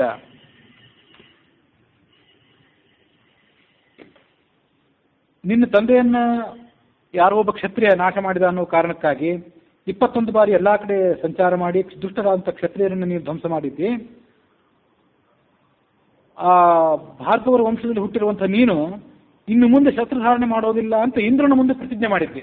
ಎಲ್ಲಾ ಕ್ಷತ್ರಿಯರನ್ನು ಕೊಂದಾದ ಮೇಲೆ ಶಸ್ತ್ರವನ್ನು ಕೆಳಗಿಟ್ಟು ಆ ದಾನವಾಗಿ ಬಂದಂಥ ಭೂಮಂಡಲವನ್ನು ಕಶ್ಯಪರಿಗೆ ದಾನ ಮಾಡಿ ನೀನು ಈಗ ತಪಸ್ಸಿನಲ್ಲಿ ಮಗ್ನನಾಗಿದ್ದಿ. ಶಸ್ತ್ರವನ್ನು ಕೆಳಗಿಟ್ಟಿರೋದ್ರಿಂದ ನೀನು ಇನ್ನು ನನಗೆ ಯಾವುದೇ ರೀತಿ ತೊಂದರೆ ಕೊಡಬಾರದು, ನನಗಾಗಲಿ ನನ್ನ ಮಕ್ಕಳಿಗಾಗಲಿ. ಕಾಡಿಗೆ ಹೋಗಿ ಅಲ್ಲಿಂದ ಭಯಂಕರ ದೂರದಲ್ಲಿರುವಂಥ ಮಹೇಂದ್ರ ಪರ್ವತಕ್ಕೆ ಪ್ರಯಾಣ ಮಾಡಿ ಅಲ್ಲಿ ವಾಸ ಮಾಡಿಕೊಂಡಿದ್ದಿ. ಅದು ಮಹೇಂದ್ರ ಪರ್ವತ ಅಂದರೆ ಎಲ್ಲಿದೆ? ಇವತ್ತಿನ ಆಂಧ್ರ ಪ್ರದೇಶದ ಗಂಜಾಂ ಜಿಲ್ಲೆಯಲ್ಲಿದೆ. ಪೂರ್ವ ಘಟ್ಟಗಳೇನಿದೆ ಅಲ್ಲ, ಈ ಕಡೆ ಪಶ್ಚಿಮ ಘಟ್ಟಗಳು, ಪೂರ್ವ ದಿಕ್ಕಿಗೆ ಪೂರ್ವ ಘಟ್ಟಗಳು. ಆ ಪೂರ್ವ ಘಟ್ಟದಲ್ಲೇ ಮಹೇಂದ್ರ ಪರ್ವತ ಇದೆ ಅಂತ ಗೋವಿಂದಾಚಾರ್ಯರ ಅಭಿಪ್ರಾಯ. ಹೀಗೆ ಜನ ಹೇಳ್ತಾರೆ ಅಂತ ಅವರು ಹೇಳ್ತಾರೆ ಅಷ್ಟೇ. ಅದೇ ಮಹೇಂದ್ರ ಪರ್ವತದಿಂದಲೇ ಹನುಮಂತ ಲಂಕೆಯ ಕಡೆಗೆ ಹಾರಿದ. ಮುಂದೊಮ್ಮೆ ಲಂಕೆ ಇರುವುದು ದಕ್ಷಿಣ ದಿಕ್ಕಿಗೆ, ಆ ಸಿಂಹಳ ದ್ವೀಪದ ಸಮೀಪಕ್ಕೆ ಬಂದು ಅಲ್ಲಿ ಪರ್ವತವನ್ನು ಏರಿ ಲಂಕೆಯ ಕಡೆಗೆ ಧಾವಿಸಿದ ಅಂತ ನಾವು ತಿಳ್ಕೊಂಡಿದ್ದೀವಿ. ಆದರೆ ಮಹೇಂದ್ರ ಪರ್ವತ ಇರೋದು ಈ ಕಡೆ ಪೂರ್ವಕ್ಕಿದೆ. ಭೂಮಿ ಆವತ್ತಿನ ಕಾಲದಲ್ಲಿ ಅಸ್ತವ್ಯಸ್ತವಾಗಿ ಇದ್ದಿರಬೇಕು, ಈಗಿನ ಆಕಾರದಲ್ಲಿ ಇದ್ದಿರ್ಲಿಕ್ಕಿಲ್ಲ ಭಾರತದ ಈ ಉಪಖಂಡದ ಈ ವಿಭಾಗ. ಹಾಗಾಗಿ ಆ ಲಂಕೆ ಎಲ್ಲಿದೆ, ನಿಜವಾದ ಲಂಕೆ ಎಲ್ಲಿತ್ತು, ಈಗಿನ ಲಂಕೆ ಆವಾಗಿನ ಲಂಕೆ ಅಂತ ಒಪ್ಪಲಿಕ್ಕೆ ಬಹುತೇಕ ವಿದ್ವಾಂಸರು ತಯಾರಿಲ್ಲ. ಅಂತೂ ಈಗಿನ ಮಹೇಂದ್ರ ಪರ್ವತ ಏನಿದೆ ಅದು ಪೂರ್ವದ ಘಟ್ಟಗಳಲ್ಲಿದೆ. ನೀನೀಗ ಇಂದ್ರನ ಎದುರಿಗೆ ಮಾಡಿದಂತಹ ಪ್ರತಿಜ್ಞೆ ಏನಿದೆ ಆ ಪ್ರತಿಜ್ಞೆಯನ್ನು ಕಡೆಗಾಣಿಸಿ ಶಸ್ತ್ರಪಾಣಿಯಾಗಿ ನನ್ನ ಸರ್ವನಾಶಕ್ಕಾಗಿ ಇಲ್ಲಿಗೆ ಆಗಮಿಸಿದ್ದಿ. ಈ ನೀನು ದ್ವಂದ್ವ ಯುದ್ಧಕ್ಕೆ ನನ್ನ ರಾಮನನ್ನೇನು ಕರೆದಿದ್ದಿ. ನಿನ್ನ ದ್ವಂದ್ವ ಯುದ್ಧದಲ್ಲಿ ನೀನು ಯಶಸ್ವಿಯಾಗಿ ರಾಮನೊಬ್ಬನನ್ನ ಕೊಂದು ಹಾಕಿ ನೀನು ಸಂತೋಷ ಪಡಬಹುದು. ಆದರೆ ನೆನಪಿರಲಿ, ರಾಮನೊಬ್ಬ ಏನಾದರೂ ಹತನಾದರೆ ನಾವ್ಯಾರು ಕೂಡ ಬದುಕಿರೋದಿಲ್ಲ. ಪರಶುರಾಮ ದಶರಥನ ಮಾತನ್ನು ಲೆಕ್ಕಕ್ಕೆ ತಗೊಳ್ಳಿಲ್ಲ. ಆತ ನೇರವಾಗಿ ರಾಮನ ಜೊತೆಗೆ ಮಾತಾಡ್ಲಿಕ್ಕೆ ಪ್ರಾರಂಭ ಮಾಡಿದ. ಪುತ್ರನ ಪ್ರಾಣ ಭಿಕ್ಷೆ ಕೊಡು ಅಂತ ಕೇಳಿದಂತೆ ಆನಂದ ರಾಮಾಯಣದ ಪ್ರಕಾರ. ಪುತ್ರ ಪ್ರಾಣನ ಪ್ರಯಚ್ಛಮೆ ಇತಿ ಬ್ರುವಂತಂ ರಾಜಾನಂ ಅನಾದೃತ್ಯ ರಘುತ್ತಮಂ. ಬಹಳ ಬಿರುಸಾಗಿ ಮಾತಾಡಿದ ಆ ಪರಶುರಾಮ. ಏನ್ ಮಾತಾಡಿದ ಅಂದ್ರೆ, ತ್ವಂ ರಾಮ ಇತಿ ಮನ್ನಾಂನ ಚರಸಿ ಕ್ಷತ್ರಿಯ ಅಧಮ. ರಾಮನಿಗೆ ಏನ್ ಹೇಳಿದ ಅಂದ್ರೆ, ಎಂಥ ಕ್ಷತ್ರಿಯ ನೀನು, ಕ್ಷತ್ರಿಯ ಅಧಮ ನೀನು, ಕ್ಷುದ್ರನಾದಂಥ ಕ್ಷತ್ರಿಯ ಅಂತ ರಾಮನನ್ನು ಪರಶುರಾಮ ಸಂಬೋಧನೆ ಮಾಡಿದ. ನನಗೆ ದ್ವಂದ್ವ ಯುದ್ಧ ಬೇಕಾಗಿದೆ ನಿನ್ನ ಜೊತೆಗೆ. ನಿಜವಾಗಿಯೂ ನೀನು ಕ್ಷತ್ರಿಯನಾಗಿರೋದಾದ್ರೆ ನನ್ನ ಜೊತೆ ದ್ವಂದ್ವ ಯುದ್ಧ ಮಾಡು. ರಾಮ ಅಂತ ನೀನೇ ಹೆಸರಿಟ್ಕೊಂಡಿದ್ದಿ, ಆ ಹೆಸರು ನಿಜವಾಗಿಯೂ ನನ್ನದು. ನನ್ನ ಹೆಸರನ್ನು ನೀನಿಟ್ಕೊಂಡು ಈ ಭೂಲೋಕದಲ್ಲಿ ರಾಮ ರಾಮ ಅಂತ ಕರೆಸ್ಕೊಳ್ತಾ ಇದ್ದಿ. ಪುರಾಣಂ ಜರ್ಜರಂ ಚಾಪಂ ಭಂಕ್ತ್ವಾತ್ವಂ ಕಥಸೆ ಮುಧ. ಯಾವುದೋ ಶಿವಧನಸ್ಸನ್ನು ಮುರಿದೆ ಅಂತ ಹೇಳ್ತಿದೆಯಲ್ಲ, ಎಂಥ ಧನಸ್ಸು ಅಂದ್ರೆ ಪುರಾಣಂ, ಹಳೇ ಧನಸ್ಸದು. ಜರ್ಜರ ಬೇರೆ, ಈಗಾಗಲೇ ಹಳೇದಾಗಿ ಅದು ತುಕ್ಕು ಹಿಡಿಲಿಕ್ಕೆ ಬಂದಿತ್ತು. ಅಂಥ ಧನಸ್ಸನ್ನ, ಜರ್ಜರಿತವಾದಂಥ ಧನಸ್ಸನ್ನ, ಏನೂ ತೂಕವಿಲ್ಲದೆ ಇರುವಂಥ, ಮಹತ್ವ ಇಲ್ಲದೆ ಇರುವಂಥ ಧನಸ್ಸನ್ನ ಮುರಿದು ಹಾಕಿ ದೊಡ್ಡ ಪರಾಕ್ರಮಿ ಅಂತ ಕರೆಸ್ಕೊಳ್ತಾ ಇದ್ದಿ. ಇದು ನಿನಗೆ ಉಚಿತ ಅಲ್ಲ. ಇದಂತೂ ವೈಷ್ಣವಂ ಚಾಪಂ ಆರೋಪಯಿಸಿ ಚೇದ್ಗುಣಂ. ಈಗ ನನ್ನ ಕೈಯಲ್ಲೊಂದು ವೈಷ್ಣವ ಧನಸ್ಸಿದೆ, ಇದನ್ನ ಕೈಯಲ್ಲಿ ತೆಗೆದುಕೋ, ಇದಕ್ಕೆ ಹಗ್ಗವನ್ನು ಬಿಗಿ. ತರ್ಹಿ ಯುದ್ಧಂ ತ್ವಯಾ ಸಾಧ್ಯಂ ನ ಕರೋಮಿ ನೃಪಾತ್ಮಜ. ನನಗೀಗ ನಿನ್ನ ಜೊತೆ ದ್ವಂದ್ವ ಯುದ್ಧ ಮಾಡಬೇಕಾಗಿದೆ. ದ್ವಂದ್ವ ಯುದ್ಧ ಬೇಡ ಅಂತಿದ್ರೆ ಮೊದಲು ಈ ವೈಷ್ಣವ ಧನಸ್ಸನ್ನು ತೆಗೆದುಕೋ, ಇದಕ್ಕೆ ಹಗ್ಗ ಬಿಗಿ ಇದರಲ್ಲಿ ಧನಸ್ಸನ್ನು ಹೂಡು. ಅಷ್ಟು ಮಾಡಿದರೆ ಸಾಕು, ಮುಂದೆ ಯುದ್ಧ ನನಗೆ ಬೇಕಾಗಿಲ್ಲ ಅಂತ ಪರಶುರಾಮ. ನೋಚೇ ಸರ್ವಾನ್ ಹನಿಷ್ಯಾಮಿ ಕ್ಷತ್ರಿಯ ಅಂತ ಕರೆಸ್ತು ಅಹಂ. ಇದಕ್ಕೆ ನೀವು ಒಪ್ಪದೇ ಇದ್ರೆ ನೀವು 4 ಜನರನ್ನ, ನಿಮ್ಮ ಅಪ್ಪನನ್ನ, ನಿಮ್ಮ ಸೈನ್ಯವನ್ನ ಎಲ್ಲವನ್ನು ಕೂಡ ಧ್ವಂಸ ಮಾಡ್ತೀನಿ. ಈ ಮಾತನ್ನು ಕೇಳಿ ರಾಮ ಮುಂದಿನಂತೆ ಅವನಿಗೆ ಮಾತನ್ನು ಹೇಳಿದ. ವಾಲ್ಮೀಕಿ ರಾಮಾಯಣಕ್ಕನುಸಾರವಾಗಿ ರಾಮನಿಗೆ ಹೇಳಿದಂತ ಪರಶುರಾಮ, ನೀನು ಖಂಡಿಸಿದಂಥ ಶೈವ ಧನಸ್ಸು ಮತ್ತು ಈಗ ನನ್ನಲ್ಲಿರುವಂಥ ವೈಷ್ಣವ ಧನಸ್ಸು ಇವೆರಡೂ ಕೂಡ ದೇವಲೋಕದಲ್ಲೇ ಇದ್ದಂಥವು. ಮೊದಲೊಮ್ಮೆ 3 ಲೋಕದಲ್ಲಿಯೂ ಪ್ರಸಿದ್ಧವಾದದ್ದು ಮತ್ತು ದೇವಾನುದೇವತೆಗಳಲ್ಲಿಯೂ ಕೂಡ ಇದನ್ನು ಪೂಜೆ ಮಾಡುವಂಥವ್ರು. ಅತ್ಯಂತ ಬಲಶಾಲಿಗಳಾದವರೇ ಈ ಶಿವಧನಸ್ಸನ್ನಾಗಲಿ ವಿಷ್ಣು ಧನಸ್ಸನ್ನಾಗಲಿ ಕೈಯಲ್ಲಿ ತೆಗೆದುಕೊಂಡು ಅದನ್ನು ಬಗ್ಗಿಸಬಲ್ಲರು. 2 ಧನಸ್ಸುಗಳನ್ನ ವಿಶ್ವಕರ್ಮನೇ ನಿರ್ಮಾಣ ಮಾಡಿದ್ದು. ಹಿಂದೆ ಶಿವ ತ್ರಿಪುರಾಸುರರನ್ನು ಸಂಹಾರ ಮಾಡುವಂಥ ಒಂದು ಸಂದರ್ಭವನ್ನು ಎದುರಿಸಿದ್ದ. ತ್ರಿಪುರಾಸುರನ್ನು ಆತ ಕೊಲ್ಲಬೇಕಾಗಿತ್ತು. ಆಗ ಆ 2 ಧನಸ್ಸುಗಳ ಪೈಕಿ ಶಿವಧನಸ್ಸನ್ನ ದೇವತೆಗಳು ಶಿವನಿಗೆ ಅರ್ಪಣೆ ಮಾಡಿದರು. ತ್ರಿಪುರಾಸುರರನ್ನು ಧ್ವಂಸ ಮಾಡಿದ ಬಳಿಕ ಆ ಶಿವ ಧನಸ್ಸನ್ನ ದೇವತೆಗಳ ಕೈಯಲ್ಲಿ ಕೊಟ್ಟಿದ್ದ. ಆ ದೇವತೆಗಳು ಅದನ್ನ ಜನಕನ ವಂಶದಲ್ಲಿ ಬಂದಂತ ದೇವರಾತ ಅಂತ ಒಬ್ಬ ಚಕ್ರವರ್ತಿ ಅವನ ಕೈಯಲ್ಲಿ ಕೊಟ್ಟಿದ್ರು. ನ್ಯಾಸ ರೂಪವಾಗಿ ಇಟ್ಕೋ ಅಂತ ಕೊಟ್ಟಿದ್ರು. ಜನಕ ಅದನ್ನ ತಪಸ್ಸು ಮಾಡಿ ಮತ್ತೆ ತನ್ನ ಸುಪರ್ದಿಗೆ ತೆಗೆದುಕೊಂಡಿದ್ದ, ತನ್ನದನ್ನಾಗಿ ಮಾಡ್ಕೊಂಡಿದ್ದ. ಆ ಧನಸ್ಸನ್ನು ನೀನೀಗ ಮುರಿದು ಹಾಕಿದ್ದೆ. ಈಗ ನನ್ನ ಕೈಯಲ್ಲಿದೆಯಲ್ಲ ಅದು ಆ 2 ಧನಸ್ಸುಗಳ ಪೈಕಿ 2ನೇದ್ದು. ಇದು ವೈಷ್ಣವ ಧನಸ್ಸು. ಶಿವಧನಸ್ಸಿಗೆ ಸಮಾನವಾದಂತಹ ಬಲ ಇದ್ದದ್ದು. ಶಿವಧನಸ್ಸು ಮತ್ತು ಈ ವೈಷ್ಣವ ಧನಸ್ಸು ಇವೆರಡರ ಸಂಬಂಧಪಟ್ಟಂತೆ ಇನ್ನೊಂದು ಇತಿಹಾಸವನ್ನು ಕೂಡ ಹೇಳ್ತೇನೆ ಕೇಳು ಅಂತ ಹೇಳಿದ ರಾಮ. ಪರಶುರಾಮ ಈ ರಾಘವ ರಾಮನಿಗೆ ಹೇಳಿದ. ತ್ರಿಪುರಾಸುರನ ಸಂಹಾರ ಆಗುವಂತ ಸಂದರ್ಭದಲ್ಲಿ ವಿಷ್ಣು ಮತ್ತು ಶಿವ ಇಬ್ಬರೂ ಕೂಡ ಆ ತ್ರಿಪುರಾಸುರರನ್ನ ಧ್ವಂಸ ಮಾಡಲಿಕ್ಕೆ ಸಹಾಯಕರಾಗಿದ್ದರು. ಆ ವಿಷ್ಣು ಮತ್ತು ಶಿವರಲ್ಲಿ ಅತ್ಯಂತ ಬಲಶಾಲಿ ಯಾರು ಅನ್ನೋದನ್ನು ತಿಳ್ಕೊಳ್ಳೋದಕ್ಕಾಗಿ ಎಲ್ಲ ದೇವತೆಗಳು ಕೂಡ ಚತುರ್ಮುಖ ಬ್ರಹ್ಮನ ಬಳಿಗೆ ಹೋದರು. ಹರಿ ಮತ್ತು ಹರ ಇವರಿಬ್ಬರಲ್ಲಿ ಬಲಿಷ್ಠರು ಯಾರು? ದೇವತೆಗಳ ಅಭಿಪ್ರಾಯವನ್ನು ತಿಳಿದಂಥ ಆ ಚತುರ್ಮುಖ ಬ್ರಹ್ಮ ಅವರಿಬ್ಬರಲ್ಲಿ ಪರಸ್ಪರ ವಿರೋಧ ಆಗುವಂತೆ ಮಾಡಿದ. ಒಬ್ಬರು ಮತ್ತೊಬ್ಬರನ್ನು ಜಯಿಸಿ ತಮ್ಮ ಪರಾಕ್ರಮವನ್ನು ತೋರಿಸಬೇಕಾಗಿತ್ತು. ಹಾಗಾಗಿ ಅವರಲ್ಲಿ ಭಯಂಕರವಾದಂಥ ಯುದ್ಧ ಪ್ರಾರಂಭ ಆಯಿತು. ಆ ಯುದ್ಧ ಪ್ರಾರಂಭ ಆದಾಗ ಕೋಪದ ಆವೇಗದಲ್ಲಿ ವಿಷ್ಣು ಒಂದು ಬಾರಿ ಹುಂಕಾರ ಮಾಡಿದ. ಹೀಗೆ ಹುಂಕಾರ ಮಾಡಿದಾಗ ಆ ಶಿವನ ಕೈಯಲ್ಲಿದ್ದಂಥ ಧನಸ್ಸು ಶಿಥಿಲ ಆಯಿತು. ತನ್ನ ಮೂಲ ಮಹತ್ವ, ತೂಕ ಏನು ಇತ್ಯಾದಿಗಳಿತ್ತು ಅದು ಕಳ್ಕೊಂಡಿತ್ತು. ಅದಕ್ಕಾಗಿ ಪುರಾಣಂ ಜರ್ಜರಂ ಶಾಪಂ ಅಂತ ಹೇಳಿದ ಪರಶುರಾಮ. ತನ್ನ ಧನಸ್ಸು ಹೀಗೆ ಶಿಥಿಲ ಆಗಿದ್ದನ್ನು ನೋಡಿ, ಅದು ಮಹತ್ವ ಕಳ್ಕೊಂಡಿದ್ದನ್ನು ನೋಡಿ ಶಿವನು ಕೂಡ ಸ್ತಬ್ಧನಾಗಿಬಿಟ್ಟ. ಆ ಸಂದರ್ಭದಲ್ಲಿ ದೇವತೆಗಳಲ್ಲೂ ಕೂಡ ಆ ಯುದ್ಧವನ್ನು ನಿಲ್ಲಿಸಿ ಅಂತ ಪ್ರಾರ್ಥನೆ ಮಾಡಿದರು. ಹರಿಹರರಿಬ್ಬರು ಕೂಡ ಆ ದೇವತೆಗಳ ಅನುಗ್ರಹಕ್ಕಾಗಿ ಯುದ್ಧವನ್ನು ನಿಲ್ಲಿಸಿ ಶಾಂತ ಮಾಡಿದರು. ದೇವತೆಗಳು, ಸಿದ್ಧಚಾರಣರು, ಋಷಿ ಮಹರ್ಷಿಗಳೆಲ್ಲರೂ ಕೂಡ ವಿಷ್ಣು ಶ್ರೇಷ್ಠ ಅನ್ನುವಂಥ ಸಂಗತಿಯನ್ನು ಅವರು ಮನಗಂಡರು. ಪರಮಕ್ರುದ್ಧನಾದಂಥ ಶಿವನೂ ಕೂಡ ದೇವತೆಗಳ ಪ್ರಾರ್ಥನೆಯಂತ ಶಾಂತನಾಗಿ ತನ್ನ ಕೈಯಲ್ಲಿದ್ದಂಥ ಶೈವಧನಸ್ಸನ್ನ ನಿಮಿವಂಶದಲ್ಲಿ ಹುಟ್ಟಿದಂಥ ದೇವರಾತನ ಕೈಯಲ್ಲಿ ಕೊಟ್ಟ. ಅಲ್ಲಿ ಆನಂದ ರಾಮಾಯಣದಲ್ಲಿ ಒಂದು ಮಾತು ಬಂದಿತ್ತಲ್ಲ, ಕ್ವಾಯಂ ಸುಕುಮಾರಾಂಗ ಕ್ವಚ ಇದಂ ಧನು ನಗೋಪಮಂ ಅಂತ ಸೀತೆ ಮಾತು ಹೇಳಿದ್ಲು. ಇದು ಸುಕುಮಾರನಾದಂಥ ಕೋಮಲಾಂಗನಾದಂಥ ಈ ರಾಮ ಇಲ್ಲಿ ಬೆಟ್ಟದ ಗಾತ್ರದ ಈ ಧನುಸ್ಸಲ್ಲಿ, ಆ ಧನುಸ್ಸು ನಿಜವಾಗ್ಲೂ ಅದು ಸಾಮಾನ್ಯವಾಗಿರಲಿಲ್ಲ. ಬೆಟ್ಟದ ಗಾತ್ರದ್ದೇ ಆಗಿತ್ತದು, ದೊಡ್ಡ ಆಕಾರದ್ದಾಗಿತ್ತು ಅಂತ ಏನಿದೆಯಲ್ಲ. ಅದು ಯಾಕೆ ದೊಡ್ಡ ಗಾತ್ರದ್ದಾಗಿತ್ತು ಅಂದರೆ ಮೇರು ಪರ್ವತವನ್ನೇ ಶಿವ ಧನುಸ್ಸನ್ನಾಗಿ ಮಾಡ್ಕೊಂಡಿದ್ದ ಅಂತಿದೆ ಬೇರೆ ಒಂದು ಪುರಾಣದಲ್ಲಿ. ವಾಲ್ಮೀಕಿ ರಾಮಾಯಣದ ಅಡಿ ಟಿಪ್ಪಣಿಯಲ್ಲಿ ಅದನ್ನು ಗಮನಿಸ್ತೀವಿ. ಮೇರು ಪರ್ವತವನ್ನು ಶಿವ ಧನುಸ್ಸನ್ನಾಗಿ ಮಾಡ್ಕೊಂಡಿದ್ದ.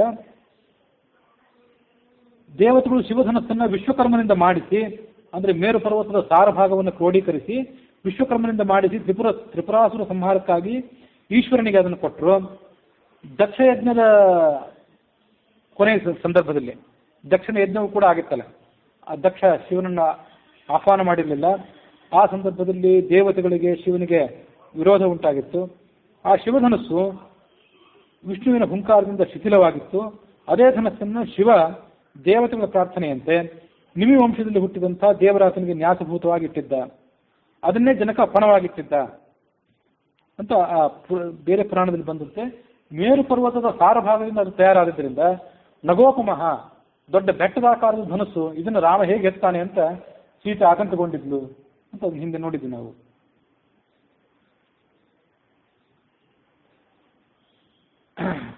ಹೀಗೆ ಶಿವನ ಕೈಯಲ್ಲಿದ್ದಂಥ ಧನಸ್ಸು ದೇವತೆಗಳ ಮೂಲಕ ನಿಮಿ ವಂಶದಲ್ಲಿ ಹುಟ್ಟಿದಂತಹ ದೇವರಾತನಿಗೆ ಬಂದಿತ್ತು. ಮತ್ತೊಂದು ವೈಷ್ಣವ ಧನಸ್ಸೇನಿತ್ತು, ಆ ವೈಷ್ಣವ ಧನಸ್ಸು ವಿಷ್ಣುವಿನ ಮೂಲಕವಾಗಿ ಭೃಗುವಂಶದಲ್ಲಿ ಹುಟ್ಟಿದಂತಹ ಋಷಿಕಋಷಿಗೆ ಬಂದಿತ್ತು. ಆ ಋಷಿಕಋಷಿಯಿಂದ ಆ ಧನಸ್ಸು ಜಮದಗ್ನಿಗೆ ಬಂದಿತ್ತು. ಜಮದಗ್ನಿಯಿಂದ ಅವನ ಮಗನಂತ ನಾನು ಅಂದ್ರೆ ಪರಶುರಾಮ ನನ್ನ ಕಡೆಗೆ ಇದು ಬಂದಿದೆ. ನಮ್ಮ ತಂದೆಯಾದಂತಹ ಪರಶುರಾಮನನ್ನ ಈ ಕಾರ್ತಿವೀರ್ಯಾರ್ಜುನ ಸಂಹಾರ ಮಾಡಿದ. ನಮ್ಮ ತಂದೆಯ ವಧೆಯನ್ನು ಕೇಳಿ ನಾನು ಕುಪಿತನಾಗಿ ಆ ಕ್ಷತ್ರವಂಶ ಎಲ್ಲೆಲ್ಲಿತ್ತು ಅಲ್ಲೆಲ್ಲ ಕಡೆ ಸಂಚಾರ ಮಾಡಿ 21 ಬಾರಿ ಕ್ಷತ್ರಿಯರನ್ನು ಸಂಹಾರ ಮಾಡಿದೆ. ಕಶ್ಯಪನಿಗೆ ದಕ್ಷಿಣೆಯ ರೂಪದಲ್ಲಿ ಇಡೀ ಭೂಮಂಡಲವನ್ನೇ ದಾನವಾಗಿ ಕೊಟ್ಟೆ. ಮಹೇಂದ್ರ ಪರ್ವತದಲ್ಲಿ ನಾನೀಗ ವಾಸ ಮಾಡ್ತಿದ್ದೇನೆ. ಶಿವಧನಸ್ಸನ್ನು ನೀನು ಭಗ್ನ ಮಾಡಿದೆ ಅಂತ ಕೇಳಿ ಸುದ್ದಿ ಕೇಳಿ ನಿನ್ನನ್ನು ನೋಡಬೇಕು ಅಂತ ನಾನೀಗ ಬಂದಿದ್ದೇನೆ. ನೀನು ಕ್ಷತ್ರಿಯನಾಗಿದ್ದಿ, ಕ್ಷತ್ರಧರ್ಮವನ್ನು ಗೌರವಿಸಿ ನೀನು ಈ ವೈಷ್ಣವ ಧನಸ್ಸನ್ನು ಕೈಯಲ್ಲಿ ತೆಗೆದುಕೊಂಡು ಇದಕ್ಕೆ ಹಗ್ಗವನ್ನು ಬಿಗಿದು ಅದಕ್ಕೆ ಬಾಣವನ್ನು ಹೂಡು. ಹಾಗೆ ಮಾಡಿದ್ದಾದ್ರೆ ನಿನ್ನ ಶಕ್ತಿಯನ್ನು ನಾನು ಮಾನ್ಯ ಮಾಡಿ ನಿನ್ನ ಜೊತೆಗೆ ನಾನು ದ್ವಂದ್ವ ಯುದ್ಧಕ್ಕೆ ತಯಾರಾಗ್ತೀನಿ. ದ್ವಂದ್ವ ಯುದ್ಧ ಮಾಡಲಿಕ್ಕೆ ಮೊದಲಿನದು ನಿನಗೆ ಅರ್ಹತಾ ಪರೀಕ್ಷೆ ಅಂತ ಪರಶುರಾಮ.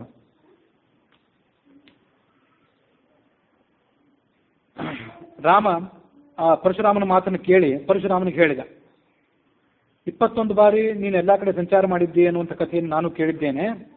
ಹೆಚ್ಚು ಮಾತಾಡಲಿಲ್ಲ ಅಂತ ರಾಮ, ಸೌಮ್ಯವಾಗಿ ಮಾತಾಡಿದ. ತನ್ನ ತಂದೆಯಾದಂಥ ದಶರಥ ಮೊದಲಾದ ಹಿರಿಯರಲ್ಲಿ ಇದ್ದಿದ್ದರಿಂದ ಸೌಮ್ಯವಾಗಿಯೇ ಈ ದಶರಥನ ಪುತ್ರನಾದಂಥ ರಾಮ ಉತ್ತರಿಸಿದ.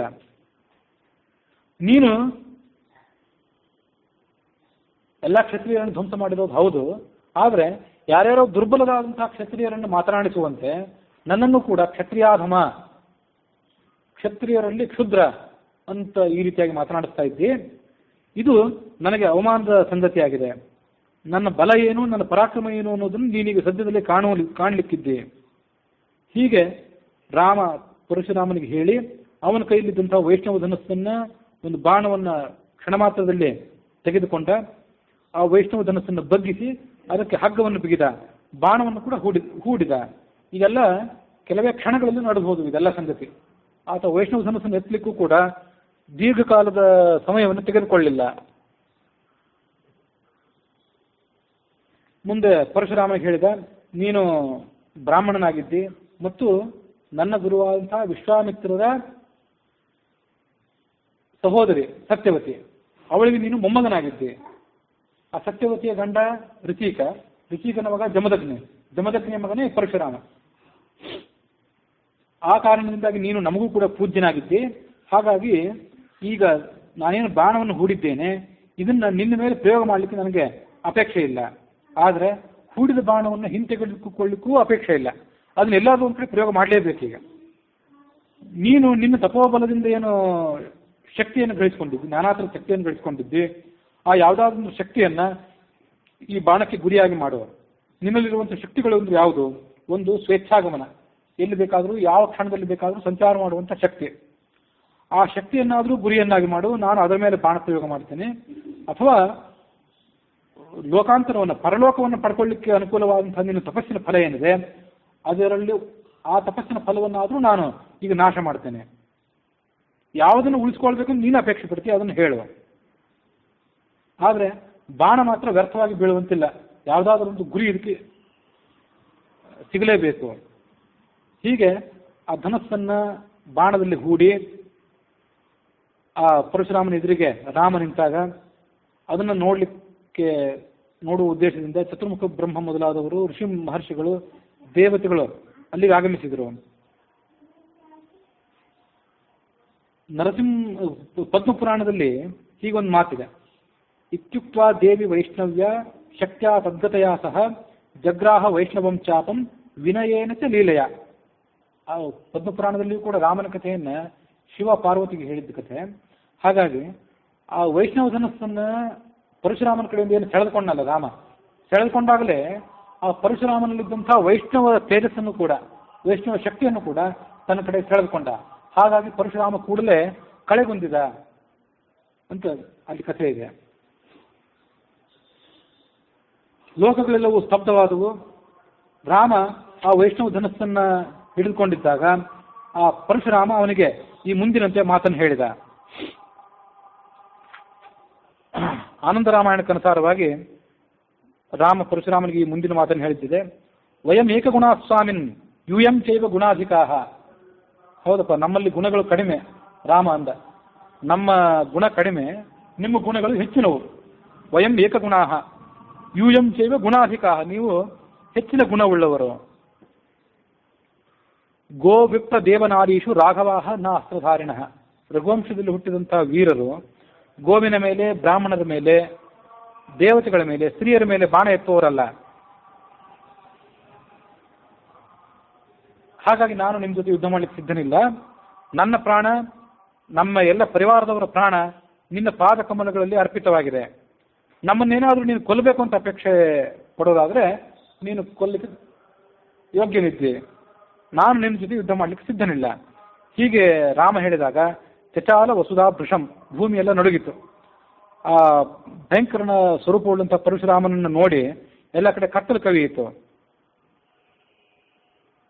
ಆ ಪರಶುರಾಮನ ಸಿಟ್ಟು ಇನ್ನೂ ಕಡಿಮೆ ಆಗದೆ ಇರುವುದನ್ನು ನೋಡಿ ರಾಮ, ನಿನ್ನ ಜೊತೆ ನಾನು ಯುದ್ಧ ಮಾಡಲಿಕ್ಕೆ ಸಿದ್ಧನಿಲ್ಲ ಅಂತ ಹೇಳಿದ್ರೂ ಕೂಡ ಮತ್ತೆ ಮುಂದಿನ ಕ್ಷಣದಲ್ಲಿ ಕೂಡಲೇ ಧನುಸ್ಸನ್ನು ಅವನ ಕೈಯಿಂದ ಸೆಳೆದುಕೊಂಡು ಬಿಟ್ಟ.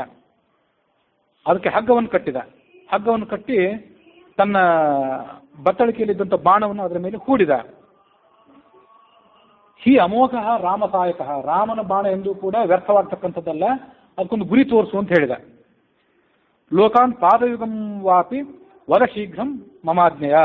ಇಡೀ ಲೋಕಗಳನ್ನು ಈ ಬಾಣದ ಮೂಲಕ ಸುಟ್ಟಾಕಬೇಕೋ ಅಥವಾ ನಿನ್ನ ಪಾದ ಕಮಲಗಳ ಮೇಲೆ ಈ ಬಾಣವನ್ನು ಸುಟ್ಟಾಕಬೇಕೋ? ಸುಟ್ಟು ಹಾಕಬೇಕು, ಅದನ್ನು ನನಗೆ ತಿಳಿಸು. ಹೀಗೆ ರಾಮ ಹೇಳಿದಾಗ ಭಾರ್ಗವ ತನ್ನ ಕಳೆಯನ್ನು ಕಳೆದುಕೊಂಡು, ಆ ಮುಖದ ಮೇಲಿನ ಕಳೆಯನ್ನು ಕಳೆದುಕೊಂಡು, ತನ್ನ ಜೀವನದಲ್ಲಿ ಹಿಂದೊಮ್ಮೆ ನಡೆದಂಥ ಒಂದು ಘಟನೆಯನ್ನ ನೆನಪು ಮಾಡಿಕೊಂಡು ಅದನ್ನ ಆ ರಾಮನ ಮುಂದೆ ಹೀಗೆ ಹೇಳಿದ. ಮಹಾಬಾಹುವಂತ ರಾಮನೇ, ನೀನು ಪರಮೇಶ್ವರ ಅನ್ನುವಂಥ ಸಂಗತಿಯನ್ನು ನಾನು ತಿಳ್ಕೊಂಡಿದ್ದೇನೆ. ನೀನೇ ಪುರಾಣ ಪುರುಷ. ಜಗತ್ತಿನ ಸೃಷ್ಟಿ, ಅದರ ನಿಯಮನ, ಅದರ ಸಂಹಾರ, ಇದನ್ನೆಲ್ಲವನ್ನು ಕೂಡ ನೀನೇ ಮಾಡ್ತಕ್ಕಂಥವನು. ಹಿಂದೊಮ್ಮೆ ನಾನು ಸಣ್ಣವನಾಗಿದ್ದಾಗ ವಿಷ್ಣುವನ್ನ ಆರಾಧನೆ ಮಾಡಬೇಕು ಅನ್ನುವ ಕಾರಣಕ್ಕಾಗಿ ಕಠೋರವಾದಂಥ ತಪಸ್ಸನ್ನು ಮಾಡಿದ್ದೆ. ಅದು ಎಲ್ಲಿ ಅಂದರೆ ಗೋಮತಿ ನದಿಯ ತೀರದಲ್ಲಿ. ಹಗಲು ರಾತ್ರಿ ಕಠೋರವಾದಂಥ ತಪಸ್ಸನ್ನು ಮಾಡಿದಾಗ ಆ ವಿಷ್ಣು ನನಗೆ ಪ್ರತ್ಯಕ್ಷನಾದ. ಯಸ್ಯಾಂಶೇನ ಮಯಾ ಭೂಮ್ಯಾಂ ಅವತಾರ ಧೃತೋಸ್ತಿ. ಆ ಪರಮಾತ್ಮನ ಆದಂಥ ನಾರಾಯಣನ ಒಂದು ಅಂಶದಿಂದಲೇ ನಾನು ಈ ಭೂಲೋಕದಲ್ಲಿ ಅವತರಿಸಿದ್ದೇನೆ. ಭೂಭಾರ ಹರಣಾರ್ಥಾಯ, ಭೂಮಿಯ ಭಾರವನ್ನು ಕಡಿಯಲಿಕ್ಕಾಗಿ ಮತ್ತು ಕಾರ್ತಿವೀರ್ಯನನ್ನು ಕೊಲ್ಲಲಿಕ್ಕಾಗಿ. ಆಗ ಶಂಖಚಕ್ರ ಗದಾಧರನಾದಂಥ ವಿಷ್ಣು ನನಗೆ ಪ್ರಸನ್ನನಾಗಿ ಈ ಮುಂದಿನ ಮಾತನ್ನು ಹೇಳಿದ. ಪರಶುರಾಮನೇ, ನೀನು ತಪಸ್ಸನ್ನು ಬಿಟ್ಟು ಮೇಲೆ ಎದ್ದೇಳು. ನನ್ನ ಚಿದಂಶದಿಂದ, ನನ್ನ ಒಂದು ಸಚ್ಚಿದಾನಂದಾತ್ಮಕವಾದಂಥ ಅಂಶ ಏನಿದೆ, ಜ್ಞಾನಾನಂದ ಸ್ವರೂಪವಾದಂಥ ಅಂಶ, ಆ ಅಂಶದಿಂದ ನೀನು ಭೂಲೋಕದಲ್ಲಿ ಹುಟ್ಟಿ ಬಂದಿದ್ದೆ. ಹಾಗಾಗಿ ಪರಶುರಾಮನ ನೀನು ಆ ಕಾರ್ತವೀರ್ಯಾರ್ಜುನನನ್ನು ಅನಾಯಾಸವಾಗಿ ಕೊಲ್ಲುತ್ತೀ. ನಿನಗೆ ಅದರಿಂದ ಯಾವುದೇ ಶ್ರಮ ಆಗೋದಿಲ್ಲ. ಹಾಗಾಗಿ ತಪಸ್ಸನ್ನು ಸಾಕು ಮಾಡು. 21 ಬಾರಿ ಭೂಮಂಡಲವನ್ನು ಕೂಡ ಸಂಚಾರ ಮಾಡ್ತೀಯ. ಸಂಚಾರ ಮಾಡಿ ದೊರೆತಂಥ ಭೂಮಿಯನ್ನೆಲ್ಲವನ್ನು ಕೂಡ ಕಶ್ಯಪರಿಗೆ ದಾನ ಮಾಡ್ತೀಯ. ಮುಂದೆ ಶಾಂತಿಯನ್ನು ಪಡ್ಕೊಳ್ತೀಯ. ನಾನು ಮುಂದೊಮ್ಮೆ ತ್ರೇತಾಯುಗದಲ್ಲಿ ದಶರಥನ ಮಗನಾಗಿ ರಾಮ ಅನ್ನುವ ಹೆಸರಿನಿಂದ ಹುಟ್ಟಿ ಬರ್ತೇನೆ. ಆಗ ನೀನು ನನ್ನನ್ನು ಮತ್ತೊಮ್ಮೆ ಭೇಟಿಯಾಗುವನಿದ್ದೆ. ನಾನು ಈಗ ನಿನ್ನಲ್ಲಿ ನನ್ನ ತೇಜಸ್ಸನ್ನು ಇಟ್ಟಿದ್ದೇನೆ. ಕಾರ್ತವೀರ್ಯಾರ್ಜುನನ್ನು ಧ್ವಂಸ ಮಾಡುವುದಕ್ಕಾಗಿ ನನ್ನ ತೇಜಸ್ಸನ್ನು ನಿನ್ನಲ್ಲೇನು ಇಟ್ಟಿದ್ದೇನೆ.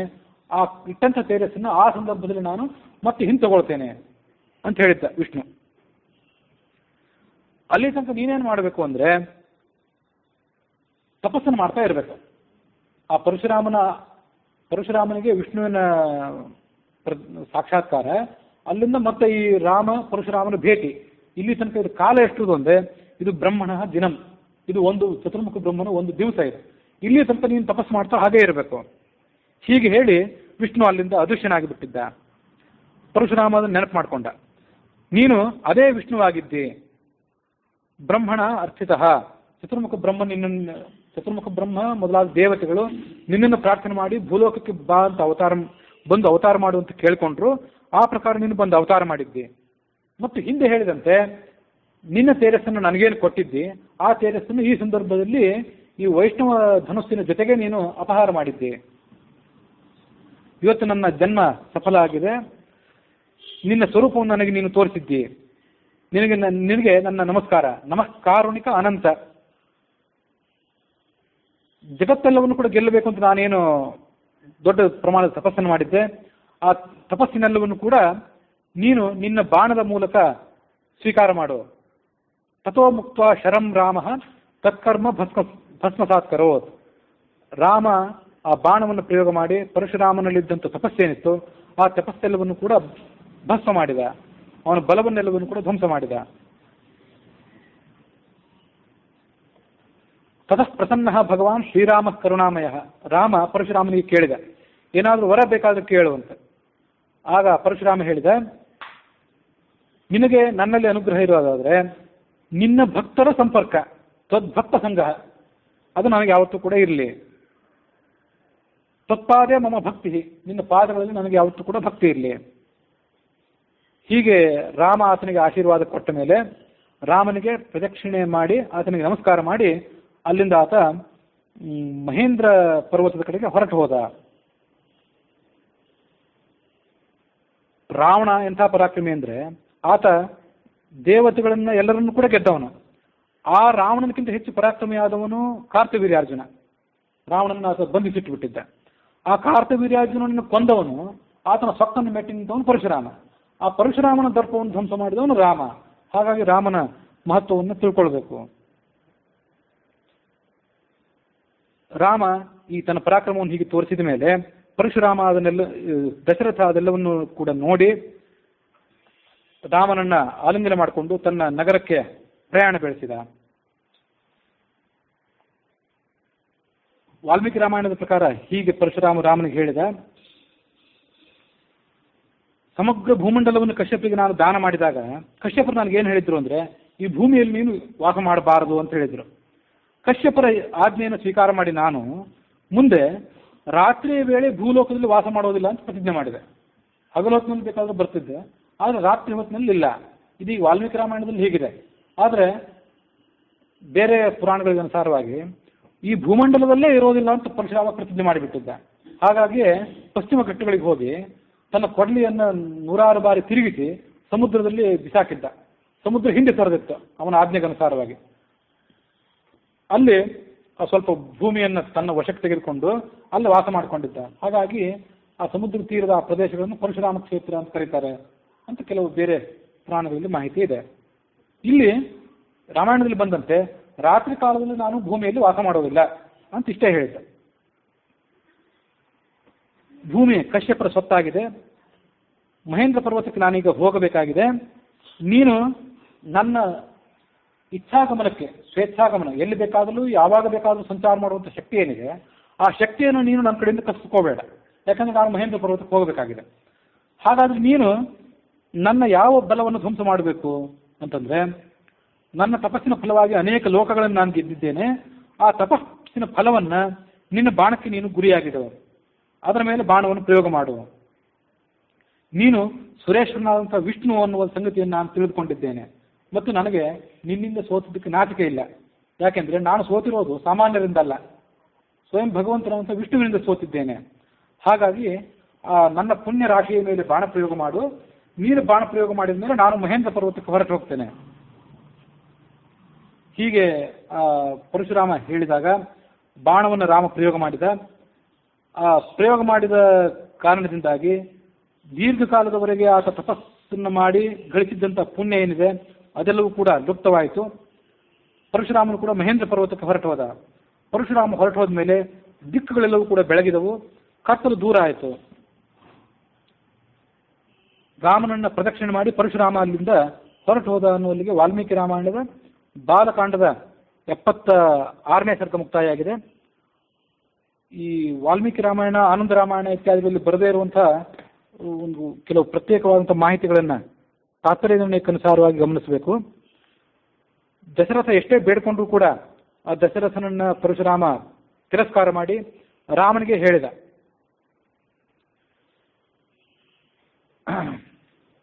ತನ್ನದೇ ಆದಂಥ ಮತ್ತೊಂದು ರೂಪ, ರಾಮನ ರೂಪ ಅಂದರೆ ಪರಶುರಾಮನ ರೂಪಕ್ಕಿಂತ ಪ್ರತ್ಯೇಕವಾದದ್ದಲ್ಲ, ಅವರಿಬ್ಬರಲ್ಲೂ ಕೂಡ ಅಭೇದವೇ ಇದೆ. ಶ್ರೀಹರಿಯ 2 ವಿಭಿನ್ನವಾದಂಥ ರೂಪಗಳು, ಅದನ್ನು ತಿಳಿಸಿಕೊಡೋದಕ್ಕಾಗಿ ಆತ ಅಲ್ಲಿಗೆ ಬಂದಿದ್ದ. ಏನು ಹೇಳಿದ ಅಂದರೆ, 2 ಧನಸ್ಸುಗಳನ್ನು ದೇವತೆಗಳು ನಿರ್ಮಾಣ ಮಾಡಿಸಿದ್ರು. ಒಂದನ್ನು ಶಿವನಿಗೆ ಮತ್ತು ಅದಕ್ಕಿಂತಲೂ ಮಿಗಿಲಾದಂಥ ಮತ್ತೊಂದು ಧನಸ್ಸನ್ನು ರಮಾಪತಿ ಆದಂಥ ಹರಿ ತೆಗೆದುಕೊಂಡಿದ್ರು. ದೇವತೆಗಳು ಆ ರಮೇಶ ಮತ್ತು ಉಮೇಶರಿಬ್ಬರನ್ನು ಕೂಡ ಪ್ರಾರ್ಥನೆ ಮಾಡಿದರು, ನೀವಿಬ್ಬರು ಕೂಡ ಯುದ್ಧ ಮಾಡಬೇಕು ಅಂತ. ಈ ವಾಲ್ಮೀಕಿ ರಾಮಾಯಣದಲ್ಲಿ ಏನು ಕಥೆ ಇತ್ತಲ್ಲ ಅದೇ ಕಥೆ ತಾತ್ಪರ್ಯ ನಿರ್ಣಯದಲ್ಲಿದೆ. ಅವರಿಬ್ಬರು ಕೂಡ ಯುದ್ಧಕ್ಕೆ ಸನ್ನದ್ಧರಾದರು. ಆ ಯುದ್ಧದ ಸಂದರ್ಭದಲ್ಲಿ ಅಂತರ್ಯಾಮಿಯಾದಂಥ ಪರಮಾತ್ಮನ ಪ್ರೇರಣೆಯಿಂದಾಗಿ ಶಿವ ಕಣ್ತೆರೆದು ನೋಡ್ಲಿಕ್ಕೂ ಸಮರ್ಥನಾಗಲಿಲ್ಲ, ಚಲಿಸಲಿಕ್ಕೂ ಸಮರ್ಥನಾಗಲಿಲ್ಲ, ಸ್ತಬ್ಧನಾಗಿಬಿಟ್ಟ. ಶಶಾಕ ನೈವಾಸ ಯದಾಭಿವೀಕ್ಷಿತು ಪ್ರಸ್ಪಂದಿತುಂ ವಾ ಕುತಯೇವ ಯೋದ್ಧುಂ, ಹೀಗಾತ ಸ್ತಬ್ಧನಾಗಿಬಿಟ್ಟ.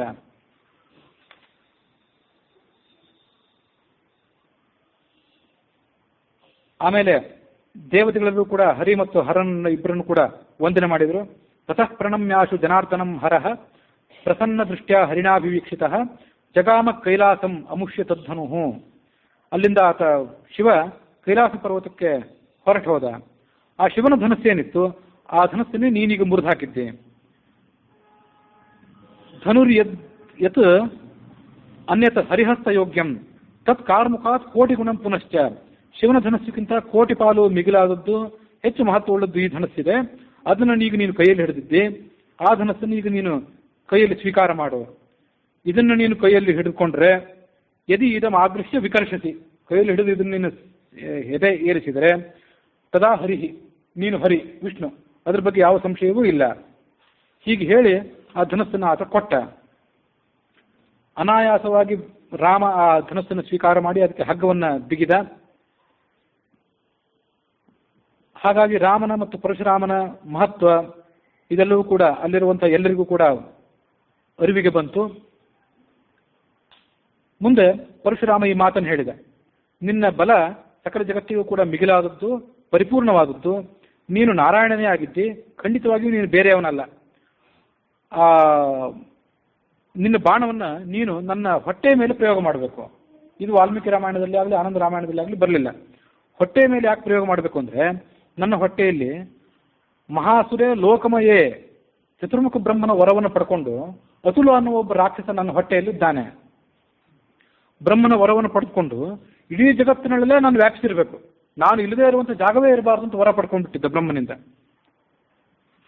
ಹರಿ ಯಾವಾಗ ಸೋಲ್ತಾನೋ ಆವಾಗ ನೀನು ಕೂಡ ಸೋಲ್ಪಿ.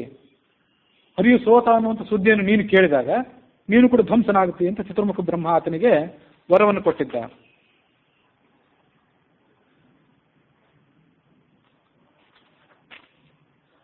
ಹರಿರ್ಜಿತ ಸ್ಯಾಧಿ ತದೈವ ಬದ್ಧತೆ, ಅದು ತಾತ್ಪರ್ಯ ಮಾತು. ಪರಶುರಾಮ ಹೀಗೆ ಹೇಳಿದ ಕೂಡಲೇ ಆ ಅತುಲ ಅನ್ನುವ ರಾಕ್ಷಸ ಏನಿದ್ದ ಅವನ ಮೇಲೆ ಈ ರಾಘವ ರಾಮ ಬಾಣವನ್ನು ಪ್ರಯೋಗ ಮಾಡಿದ. ಆ ರಾಕ್ಷಸ ಏನು ಮಾಡಿದ್ದ ಅಂದರೆ, ತಾನೂ ಕೂಡ ಸದ್ಗತಿಯನ್ನು ಪಡ್ಕೊಳ್ಬೇಕು ಅನ್ನುವ ಕಾರಣಕ್ಕಾಗಿ ವಿಷ್ಣುವಿನ ಶರೀರದೊಳಗೆ ನಾನು ಇರಬೇಕು ಅಂತ ವರವನ್ನು ಶಿವನೆಂದು ಕೂಡ ಪಡೆದುಕೊಂಡಿದ್ದ. ಪರಶುರಾಮನ ಹೊಕ್ಕಳಿನ ಪ್ರದೇಶದಲ್ಲಿ ಆತ ಇದ್ದ. ಆ ಬಾಣ ಅಲ್ಲಿಗೆ ಬಂದಾಗ ಬಾಣದ ಏಟು ತನಗೆ ಬಡಿತದೆ ಅನ್ನೋ ಕಾರಣಕ್ಕಾಗಿ ಆತ ಹೊರಗೆ ಬಂದ. ಹೊರಗೆ ಬರುವ ಸಂದರ್ಭದಲ್ಲಿ ಆತ ಸುಟ್ಟು ಬೂದಿಯಾದ. ರಾಮ ಪರಶುರಾಮನ ಮೇಲೆ ಬಾಣ ಪ್ರಯೋಗ ಮಾಡಿದಂತೆ ಕಂಡು ಬಂದರೂ ಕೂಡ ಅದನ್ನು ಪ್ರಯೋಗ ಮಾಡಿದ್ದು ಆ ಅತುಲ ಅನ್ನುವಂಥ ರಾಕ್ಷಸನ ಮೇಲೆ ಬಾಣ ಪ್ರಯೋಗ ಮಾಡಿದ್ದ. ಇತೀವ ರಾಮಾಯ ಸ ರಾಘವ ಶರಂ ವಿಕರ್ಷಮಾಣೋ ವಿನಿಹತ್ಯ ಚಾಸುರಂ ತಪಸ್ತ್ವದೀಯಂ ಪ್ರವದನ್ ಮುಮೋದ ತದೀಯಮೇವ ಹಿ ಅಭವತ್ ಸಮಸ್ತಂ. ಹೀಗೆ ಪರಶುರಾಮ ಮತ್ತು ರಾಮ ಇವರಿಬ್ಬರು ಕೂಡ ಒಬ್ಬನೇ ಆದಂಥ ಭಗವಂತನ ಎರಡು ವಿಭಿನ್ನ ರೂಪಗಳು. ಅದರಲ್ಲಿ ಯಾವುದೇ ಅಭೇದವೂ ಇಲ್ಲ. ಇವನು ಹೆಚ್ಚಿನವನು ಇವನು ಕಡಿಮೆಯವನು ಅನ್ನುವಂಥದ್ದು ಯಾವುದೂ ಕೂಡ ಇಲ್ಲ. ಆನಂದ ರಾಮಾಯಣದಲ್ಲಿ ಹಾಗೆ ಬಂತು, ಭಗವಂತನ ಯಾವುದೋ ಒಂದು ಅಂಶದಿಂದ ಹುಟ್ಟಿ ಬಂದವನು ಅಂತ ಹೀಗೆಲ್ಲ ಮಾತುಗಳು ಬಂತು. ಆ ಮಾತುಗಳ ರಹಸ್ಯಾರ್ಥವನ್ನು ಅರ್ಥ ಮಾಡ್ಕೊಳ್ಬೇಕು. ಭಗವಂತನಿಗೆ ಯಾವುದೇ ರೂಪಗಳು ಯಾವುದೇ ಅವತಾರಗಳಿದ್ರೂ ಕೂಡ ಅವೆಲ್ಲವೂ ಕೂಡ ಅಭಿನ್ನವಾದವು, ಸಮಾನವಾದಂಥ ಪರಾಕ್ರಮವುಳ್ಳವುಗಳು. ಹೀಗೆ ಆ ಪರಾಕ್ರಮವುಳ್ಳಂಥ ಅವೆರಡು ರೂಪಗಳೇನಿವೆ ಅವುಗಳ ಸ್ವರೂಪವನ್ನು ಸರಿಯಾಗಿ ತಿಳಿಸುವುದಕ್ಕಾಗಿ ಅಲ್ಲಿ ಪರಶುರಾಮ ಬಂದಿದ್ದ. ಬಂದು ತನ್ನ ಮತ್ತು ಶ್ರೀರಾಮನ ಇಬ್ಬರ ಸ್ವರೂಪವನ್ನು ಕೂಡ ಆತ ತಿಳಿಸಿ ಅಲ್ಲಿಂದ ಆತ ಮಹೇಂದ್ರ ಪರ್ವತಕ್ಕೆ ಹೊರಟು ಹೋದ. ರಘುತ್ತಮೇನು ಐಕ್ಯಂ ಸಮದಾರ್ಥಮಕ್ಷಂ. ತಾತ್ಪರ್ಯ ಹೇಳುವಂತೆ ಅವರೆಲ್ಲರೂ ನೋಡ್ತಿದ್ದಂತೆ ರಾಘವರಾಮನ ಶರೀರದಲ್ಲಿ ಪರಶುರಾಮ ಭಾರ್ಗವರಾಮ ಐಕ್ಯ ಹೊಂದಿಬಿಟ್ಟ. ಐಕ್ಯವನ್ನು ಹೊಂದಿದ ಮತ್ತು ಅಲ್ಲಿಂದ ಆತ ತೆರಳಿಬಿಟ್ಟ ಅನ್ನುವಲ್ಲಿಗೆ ಆ ರಾಮಾದಿಗಳ ವಿವಾಹ ಆದ ಬಳಿಕ ಅವರು ಅಯೋಧ್ಯೆಗೆ ಹೊರಟು ಬರುವಾಗ ನಡೆದಂಥ ಪರಶುರಾಮನ ಕಥೆಯ ಜೊತೆಗೆ ಇವತ್ತಿನ ಕಥಾನಕ ಮುಕ್ತಾಯ ಆಗಿದೆ.